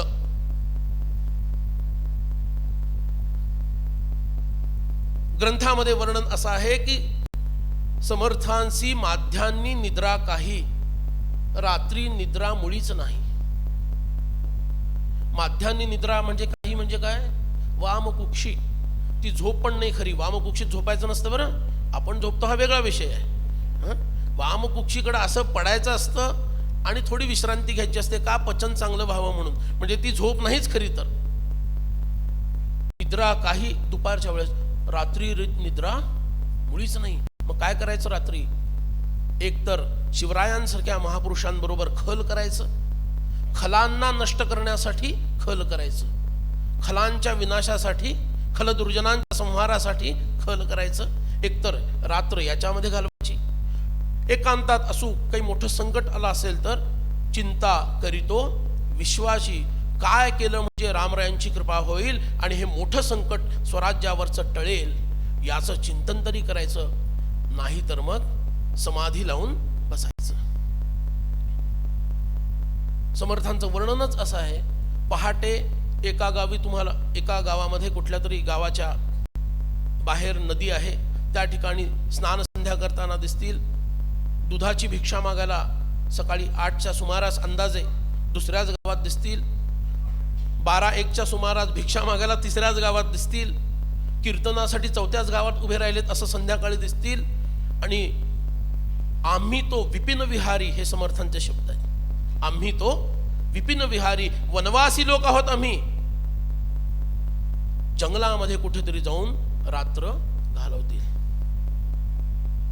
असं ज्या महापुरुषाचं दिव्य चरित्र, त्यांचं नित्य स्मरण, त्यांच्या चरित्राचं स्मरण, त्यांच्या लीलांचं स्मरण हे नित्य आपण करायला हवं. म्हणजे आमच्या हृदयामध्ये समर्थ जागृत राहतील. आणि मग जेव्हा आपण दासबोध वाचायला बसू, 21 समासी वाचायला बसू, आपोआप त्या ओवीचा अर्थ आत्ता मी ज्या स्तरावर आहे त्या स्तरावर असताना जो अर्थ मला कळणं अभिप्रेत आहे, तो अर्थ आपोआप ते प्रस्फुरित करतील. त्यासाठी नित्य त्यांचं स्मरण आपल्या हृदयामध्ये आपल्याला जिवंत ठेवणं आवश्यक आहे. आपण इतिहासात बरंच काही शिकलो आहोत. इतिहासामध्ये जे शिकलो त्यामध्ये बघा, स्वराज्य निर्मितीचं जे कार्य आहे, एका पिढीत कुणाला जमलंय का हो आजपर्यंत? सांगा. अमेरिकेचं स्वराज्य पहा. अमेरिकेनं जे काही, आता अमेरिकेनं घोळच केलाय हा वेगळा विषय. तिथल्या मूळ निवासी लोकांना त्यांचं जवळपास उच्चाटन केलंय आणि त्यानंतर आम्ही स्वराज्य मिळवलं वगैरे म्हणतात ते जॉर्ज वॉशिंग्टन अमुक तमुक. जाऊ दे, ते तात्पुरतं मान्य करूया. किती काळ गेला? शतकच्या शतक निघून जातं. फ्रेंच राज्यक्रांती बघा, शतकं निघून जातात. इटालियन स्वातंत्र्य, शतकं निघून जातात. युरोप मधला रेनेसान्स, शतकं निघून गेली. अरे एवढे सगळं बघायची गरज काय? भारताचं बघा, ज्याला आपण भारतीय स्वातंत्र्य लढा म्हणतो. 1857 नंतर स्वातंत्र्य मिळालं कधी? 1947. अरे शतकच्या शतकं निघून जातात, स्वातंत्र्य मिळत नाही. पण शिवसमर्थ हे असं एक अद्भुत दिव्य युगुल परमात्म्याने या महाराष्ट्राच्या भूमीत निर्माण केलं की ज्यांनी एका पिढीमध्ये स्वातंत्र्य मिळवून दिलं. एका पिढीमध्ये स्वातंत्र्य मिळवून दिलं. खरं की खोटं? त्याचा विचार आपण करायला हवा. समर्थांनी आणि शिवरायांनी 25 वर्षाच्या आत हा सगळा प्रदेश स्वतंत्र करून घेतला आणि शिवरायांचा राज्याभिषेक झाला. म्हणून तर महायोगी अरविंद म्हणतात, Samarth Ramdas and Chhatrapati Shivaji must be born in one body and one soul.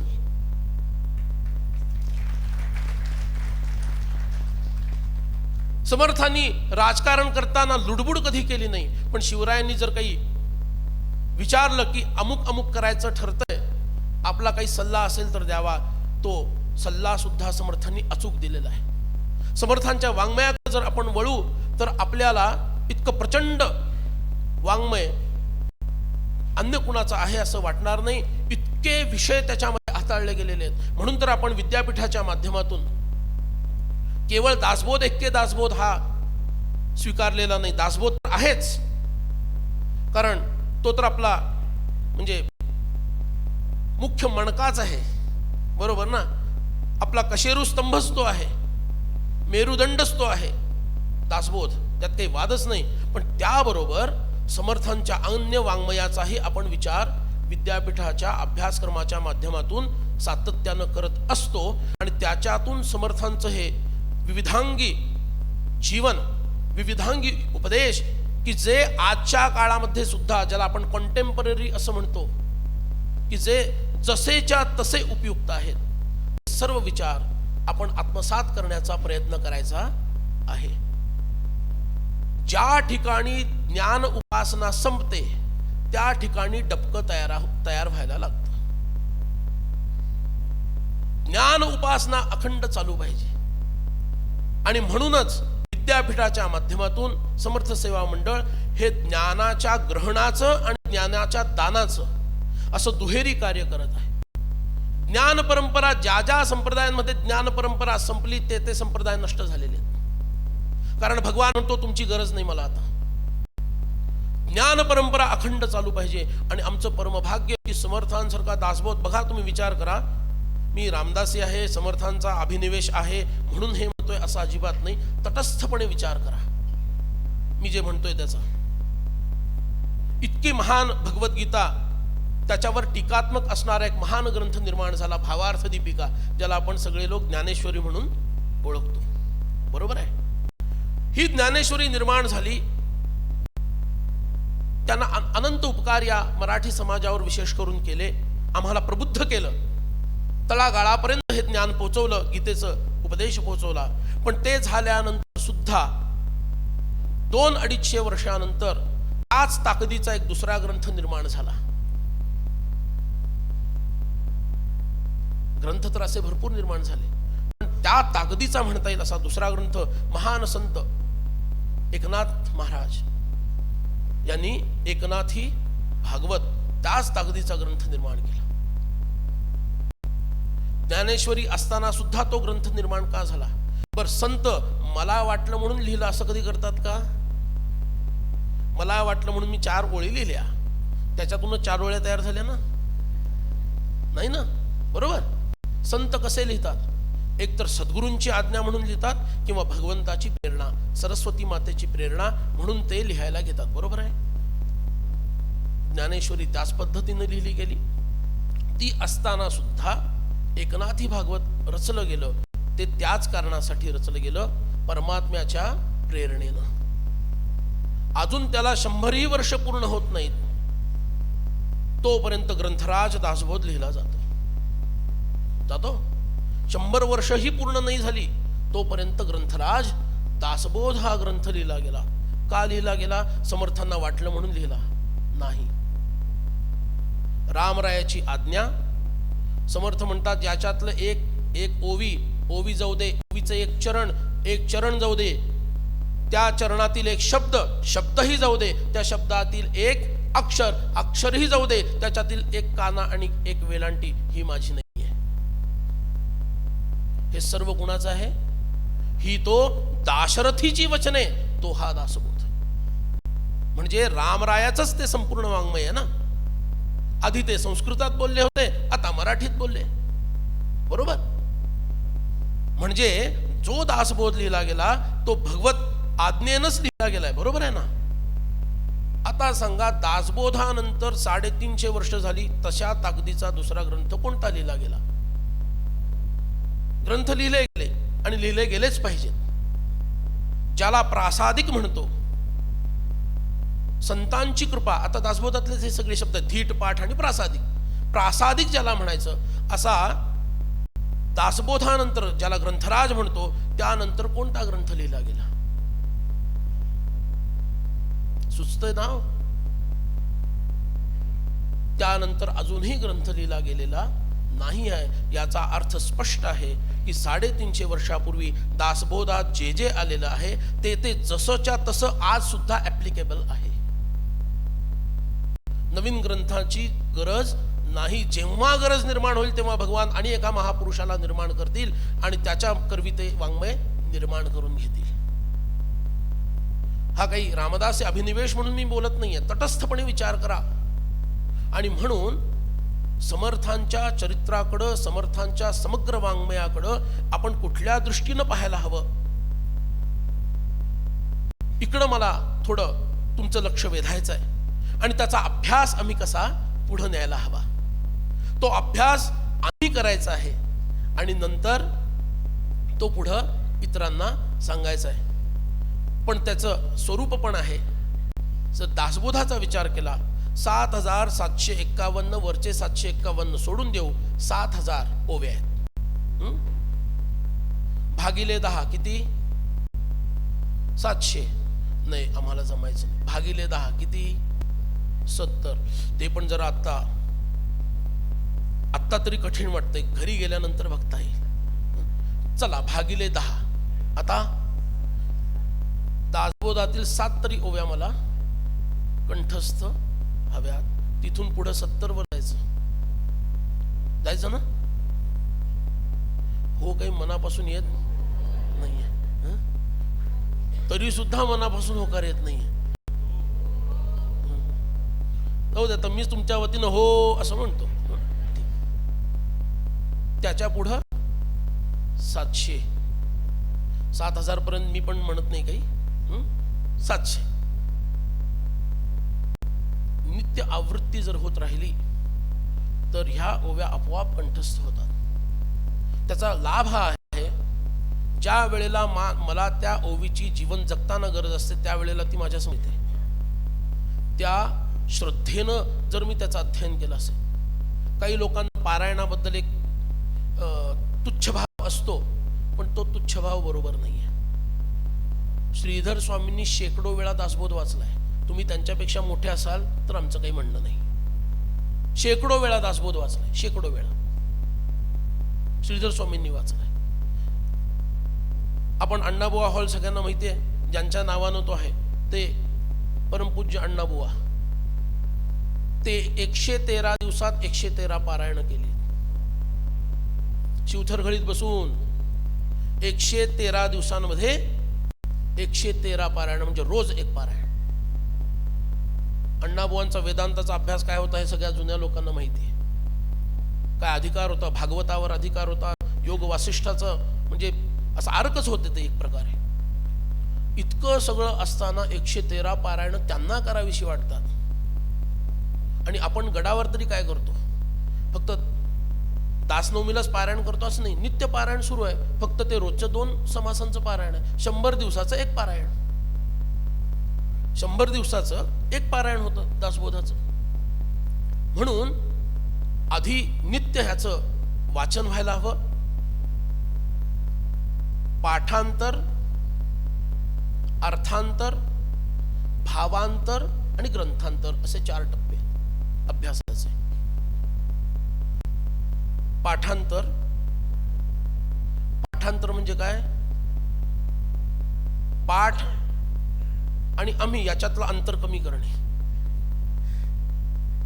तो जो पाठ आहे आणि आम्ही याच्यात जे अंतर एवढं लांबलेलं आहे, विनोदाचा भाग सोडून देऊ. पाठांतर म्हणजे आपल्या अंतरामध्ये तो पाठ शिरला पाहिजे. पाठांतर करता करता अर्थांतराकडे लक्ष जातं, ज्याचा आपण सगळे अभ्यास करत आहोत. तो अर्थ आपल्या अंतरी शिरला पाहिजे, ज्याचा आपण अध्ययन करतोय. जे मार्गदर्शक तुम्हाला सांगतायत आणि तुम्हाला जे समजतंय याच्यातील अंतर कमी होणं म्हणजे अर्थांतर आहे. बरोबर ना?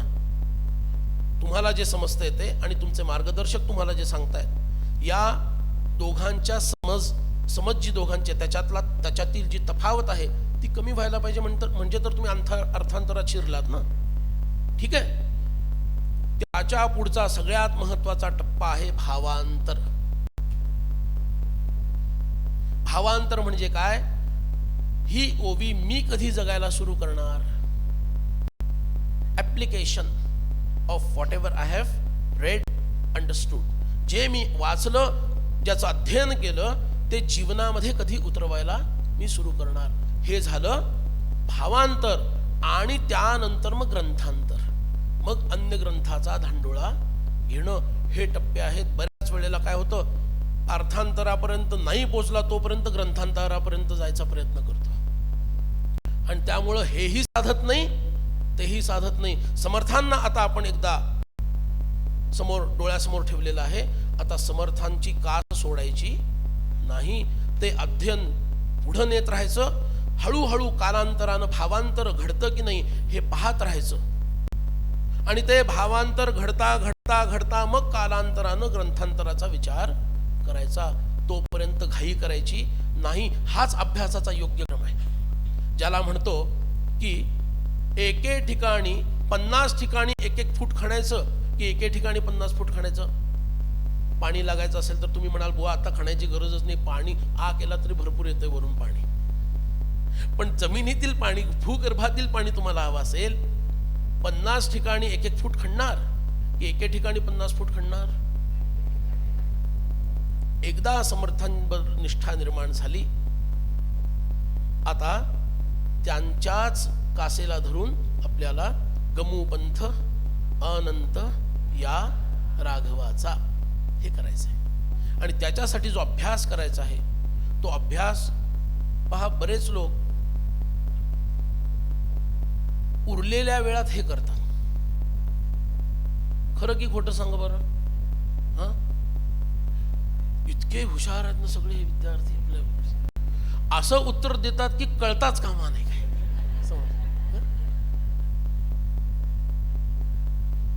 फावलेल्या वेळात आपण हे करतो ना.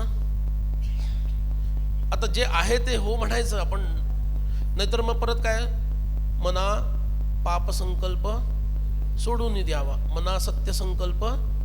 मग तो सत्य संकल्प, सत्य बोलण्याचा संकल्प ना. सत्य संकल्प कोणता आहे?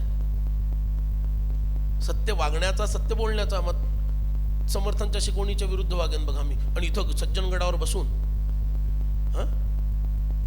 फावल्या वेळात करतो की नाही खरं सांगा हे? फावल्या वेळात करतो ना? किती छान करतो ना.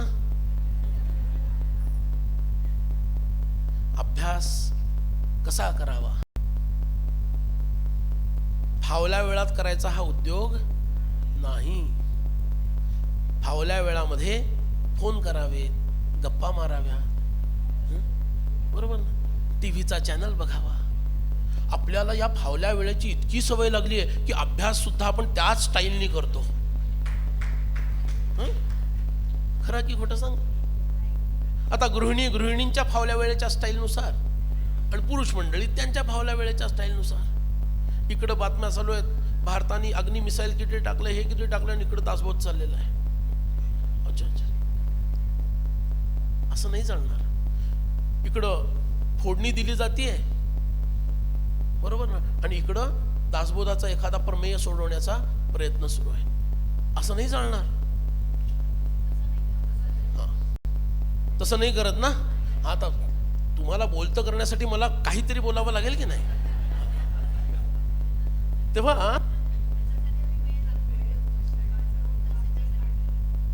फावल्या वेळामध्ये करण्याचा हा विषय नाही. हे करायचं आधी. पहाटे 4:30ला उठायचं, 4:30 ते 5 छान जप करायचा. जप झाल्यानंतर वाटलं तर स्नान करा, आणि स्नान केल्यानंतर पहिल्यांदा दासबोधाचा अभ्यास करायचा. आणि त्यानंतर सगळेजण उठायला लागले डोळे चोळत चोळत की आपण पुन्हा उठायचो. हो बरोबर, काम करायचं आहे. पहाटेचा वेळ जर तुम्ही या अभ्यासाला द्याल, मग तो अगदी लिखाणच पाहिजे असं नाही, चिंतनाला बसू शकता. एखाद्या विषयाचं चिंतन करायचं आहे. अनुबंध चतुष्टय सुरुवातच दासबोधाची. काय आहे हा अनुबंध चतुष्टय? अर्धा तास चिंतन केलं. त्यावेळेला जर तुम्ही अध्ययन कराल तर तुम्हालाच जाणवेल. बघा, ज्या ज्या शब्दाच्या आधी ब्रह्मा शब्द लागलाय ना, ती गोष्ट फार महत्वाची आहे. ब्रह्महत्या, हत्येच्या मागे ब्रह्म लावून टाकलं. भयंकर हत्या म्हणजे ब्रह्महत्या. तसं मुहूर्तांमध्ये नाव काय लावलं? ब्राह्म मुहूर्त. म्हणजे तो सगळ्या मुहूर्तांचा कोण आहे? राजा, अधिपती आहे. आणि त्या महत्वाच्या मुहूर्तावर जीवनातील सगळ्यात महत्वाचं कार्य करायचं असतं, दिवसातील सगळ्यात महत्वाचं कार्य करायचं असतं. तुम्ही म्हणाल बुवा आम्ही तेच करत असतो. निद्रा, ठीक आहे. आपल्याला दासबोधातील निद्रा निरूपणात शिरायचं आहे का? नाही शिरायचं ना.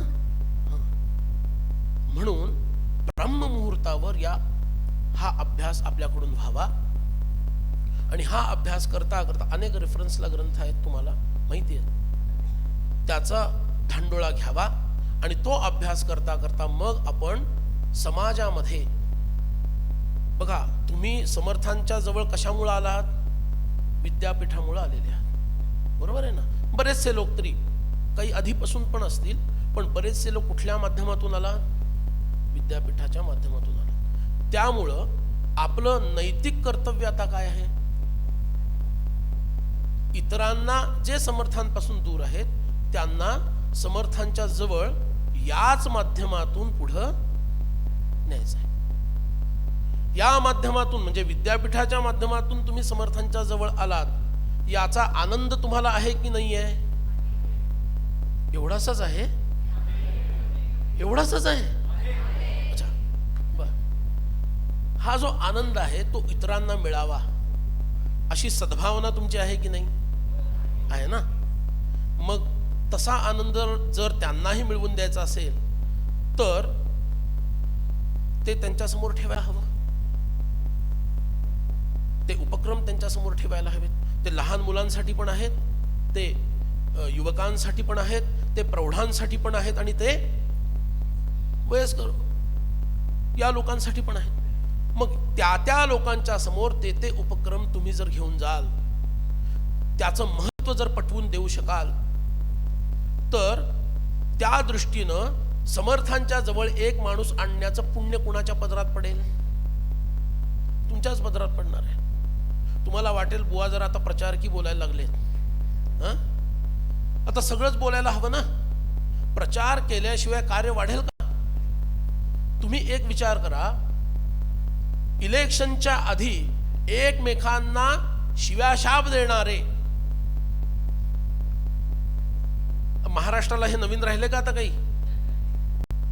इलेक्शनच्या आधीपर्यंत एकमेकांना शिव्याशाप देणारे इलेक्शन झाल्यानंतर एकमेकांचे मित्र बनतातच कसे? आणि गळ्यात गळे हो डायरेक्ट. दुष्ट दुर्जनांना स्वतःचा स्वार्थ साधण्यासाठी एकत्र येणं कळत असेल आणि आम्ही स्वतःला सज्जन म्हणवणारे, आता म्हणवणारे असा शब्द वापरतो, आम्ही स्वतःला सज्जन म्हणवणारे सत्कार्यासाठी लोकांना एकत्र आणू शकत नसू तर आमच्यापेक्षा कोण बरे? आणि कलियुगाचा नियम काय आहे? संघे शक्ती कलौ युगे. कलियुगामध्ये संघ शक्तीला महत्व आहे. एक विश्वामित्र हजारो वर्ष तपस्या करतायत, ते दिवस संपले. एक अगस्त्य मुनी अख्खा समुद्र पितायत, ते दिवस संपले. तेवढी शक्ती आहे कुणामध्ये? आता कुणामध्येच नाहीये. कलियुगाचा नियम काय आहे? तुमच्याकडे समाज हवा, तो एक मताचा हवा.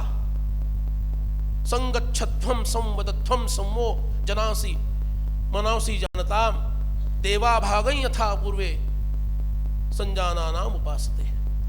ही श्रुतींची आज्ञा आहे आपल्याला, हिंदू समाजाला, आणि आम्ही हेच विसरलो. दुष्ट दुर्जन त्यांच्या स्वार्थाच्या प्राप्तीसाठी एकत्र येऊ शकतात आणि सज्जन मात्र, मग लगेच गीतेतला श्लोक आम्हाला आठवतो, लगेच नारद भक्ती सूत्र आठवतं. साधनेपुरतं ते मर्यादित आहे.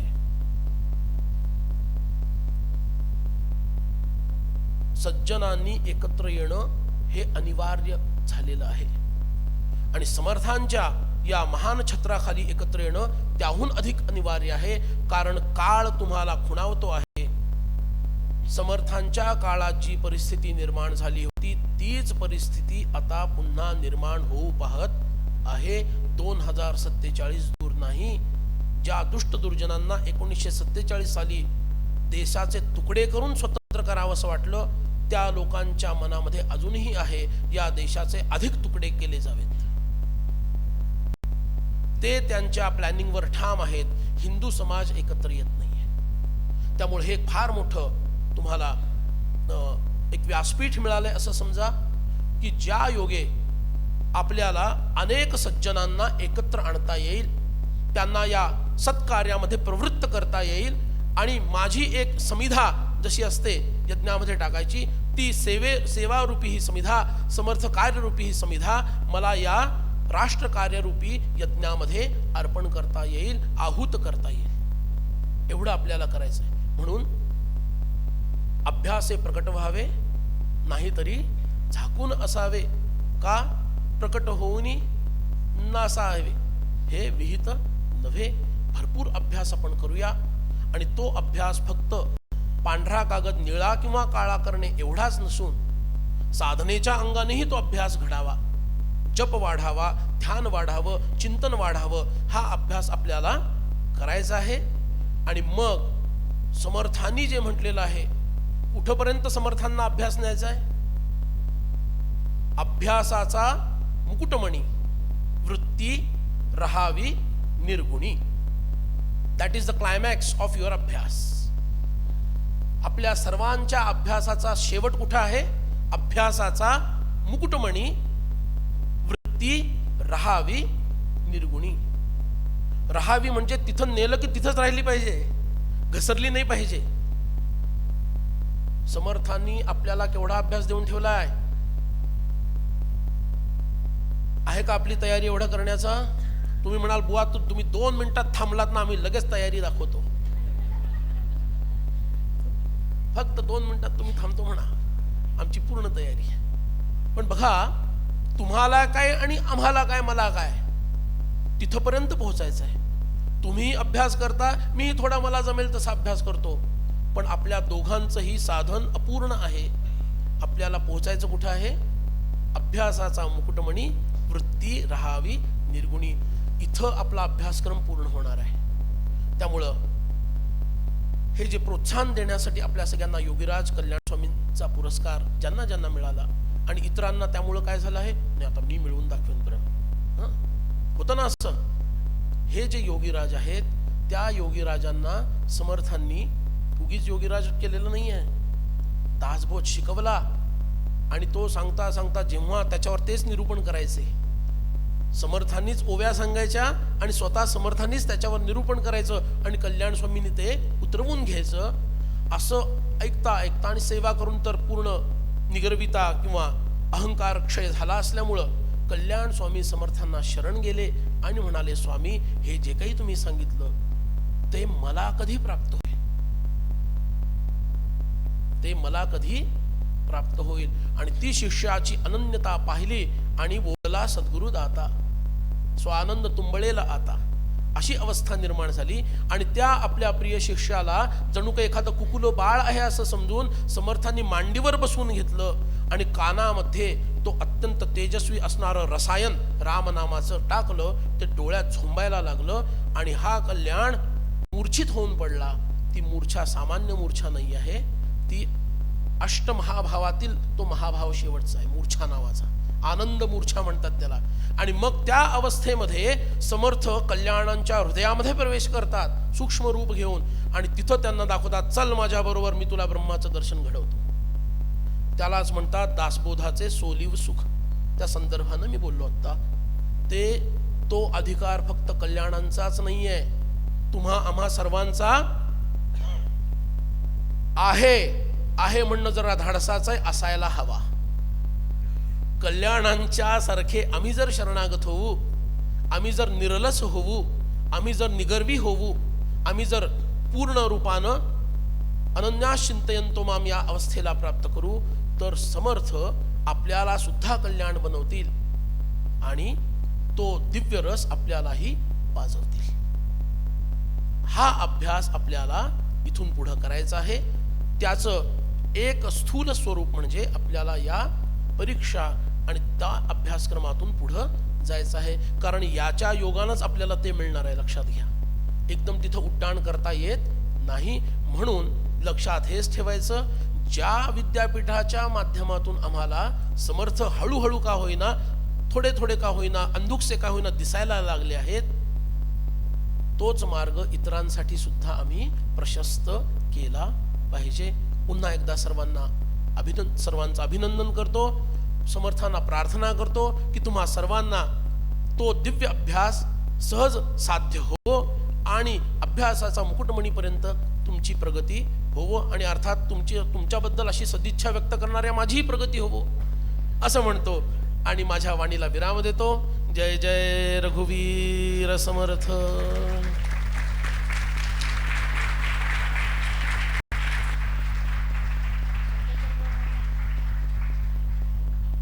धन्यवाद अजय बुवा. या एक निवेदन आहे की श्री समर्थ विद्यापीठाच्या वेगवेगळ्या परीक्षांसाठी लागणारी नुकतीच प्रकाशित झालेली पुस्तकं आहेत. समर्थांची पत्रे, समर्थकृत उपदेशपर काव्य व समर्थकृत आरत्या ह्या प्रती डॉक्टर अपर्णा वांगीकर यांच्याकडे उपलब्ध आहेत आणि याचे लेखक आहेत डॉक्टर विजय लाड. कुणाला जर हवे असेल तर त्यांनी त्यांच्याशी संपर्क साधावा. यापुढे समर्थ विद्यापीठाचे कुलपती समर्थ भक्त शेंबेकर व रामदासी आपल्याला आशीर्वाद संदेश देतील.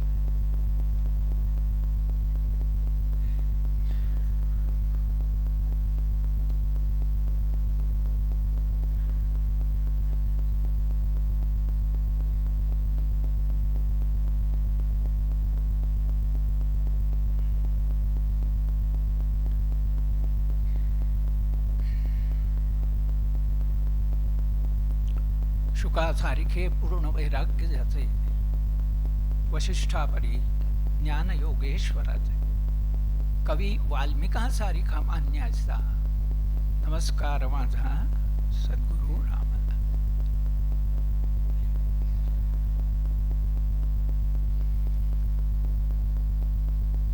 आत्ताचा हा जो कार्यक्रम आहे हा विद्यापीठाचा पदवीदान समारंभ. काल आणि आज या 2 दिवसामध्ये आपण काही विशिष्ट अभ्यास केलेल्या मंडळींच्याकडून विशिष्ट विषयावरती मार्गदर्शन मिळवलं. आज आपल्याला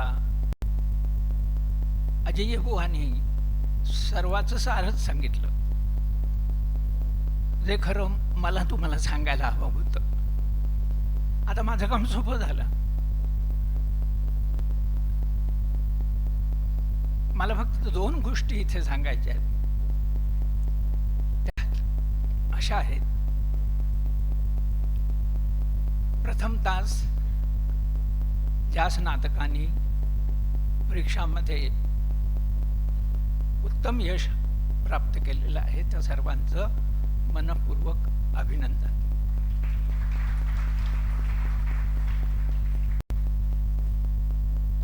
आत्तापर्यंत केलेलं काम याच्यातून स्फूर्ती घेऊन त्यांनी पुढे असंच काम करत राहायचंय. आणि मगाशी सांगितल्याप्रमाणे त्या प्रवचनामध्ये दुसऱ्या नाही आपल्यासारखंच या आनंदाचा, आपल्याला जो आनंद मिळाला त्याच्यामध्ये सहभागी करून घ्यायचे. विशेष आपल्याकडे बक्षीस दिलं गेलं ते योगीराज कल्याण स्वामींच्या संदर्भातलं. योगीराज कल्याण स्वामी असं त्यांना म्हटलं जात असे. आणखी एक महत्वाची गोष्ट आहे संप्रदायाच्या दृष्टीने की जी सांप्रदायिकांना निश्चित माहिती आहे, आपल्याला माहिती नसेल तर मुद्दाम लक्षात ठेवा. कल्याण स्वामींना समर्थ संप्रदायामध्ये प्रतिसमर्थ असं म्हणतात. म्हणजे समर्थ काय आणि कल्याण स्वामी काय वेगळे नाही. अगदी एक टिप कागद म्हणतो ना पूर्वी असायचा, आता नाही. तसे मला जसं त्यांनी समर्थांचं चरित्र सांगितलं या निमित्ताने कल्याण स्वामींच्या बद्दल मी बोलतो थोडंसं की समर्थांनी आपल्या जीवनामध्ये आपल्या शिष्यांच्या अनेक वेळा अनेक ठिकाणी अनेक पद्धतीने परीक्षा घेतल्या. आपण चरित्र वाचलं असेल, बहुतेकांना कल्पना असेल. पण ज्या ज्यावेळी परीक्षा घेतली गेली त्यावेळी कल्याण स्वामी पहिल्या नंबराने पास झाले. आणि कितीतरी प्रसंग आहेत आपल्या सगळ्यांना माहिती असतील. म्हणून समर्थ आणि कल्याण स्वामी यांचा जो संबंध प्रतिसमर्थाचा आहे तो त्या दृष्टीने महत्वाचा. आता दुसरा एक भाग त्याच्यामध्ये आणखीन लक्षात ठेवायचा, हे समर्थ संप्रदायाची अशी पद्धती आहे की आपण इथे आलो, समर्थांच्या चरणी काय आपल्याला निवेदन करायचं ते केलं, प्रार्थना करायची ती केली, आणि आता घरी गेलो. परत आपल्याला समर्थांची आठवण होते, परत आपण इथे येतो, परत दर्शन घेतो, परत आपली काही विनंती असते ते करतो, प्रार्थना करतो. पण त्यावेळी आणखी एक गोष्ट करायची असते. संप्रदायाचा तो दंडक होता कोणासाठी? जे महंत होते त्यांच्यासाठी. आणि चाफळला ती व्यवस्था होती.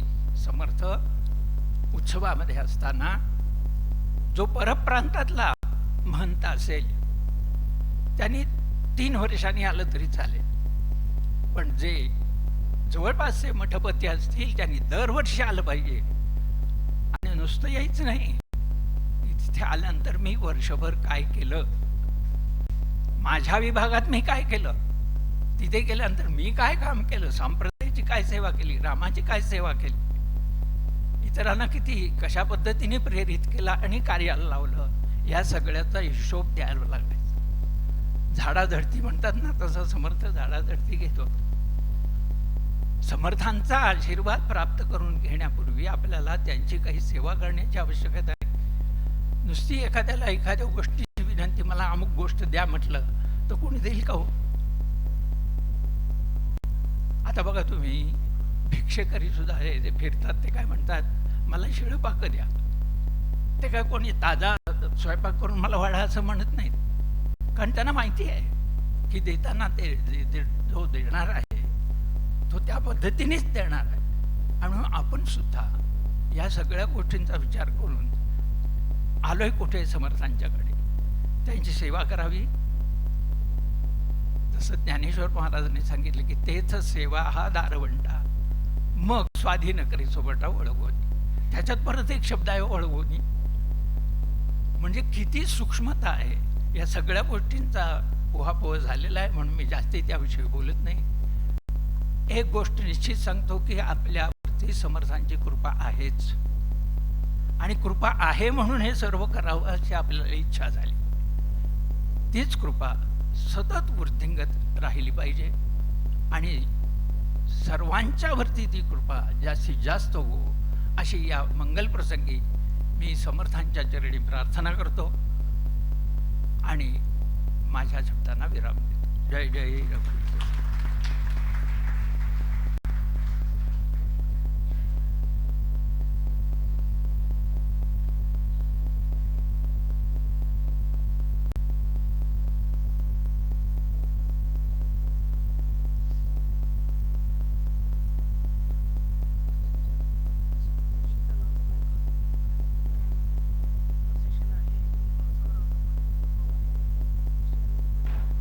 दीक्षांत समारंभाचं संचलन हे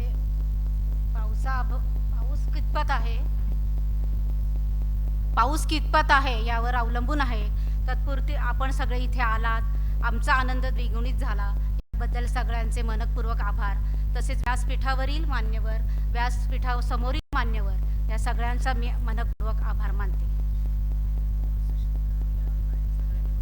सगळ्यांनी व्यवस्थित ओळीमध्ये उभे राहून आपण संचलनासाठी निघणार आहोत.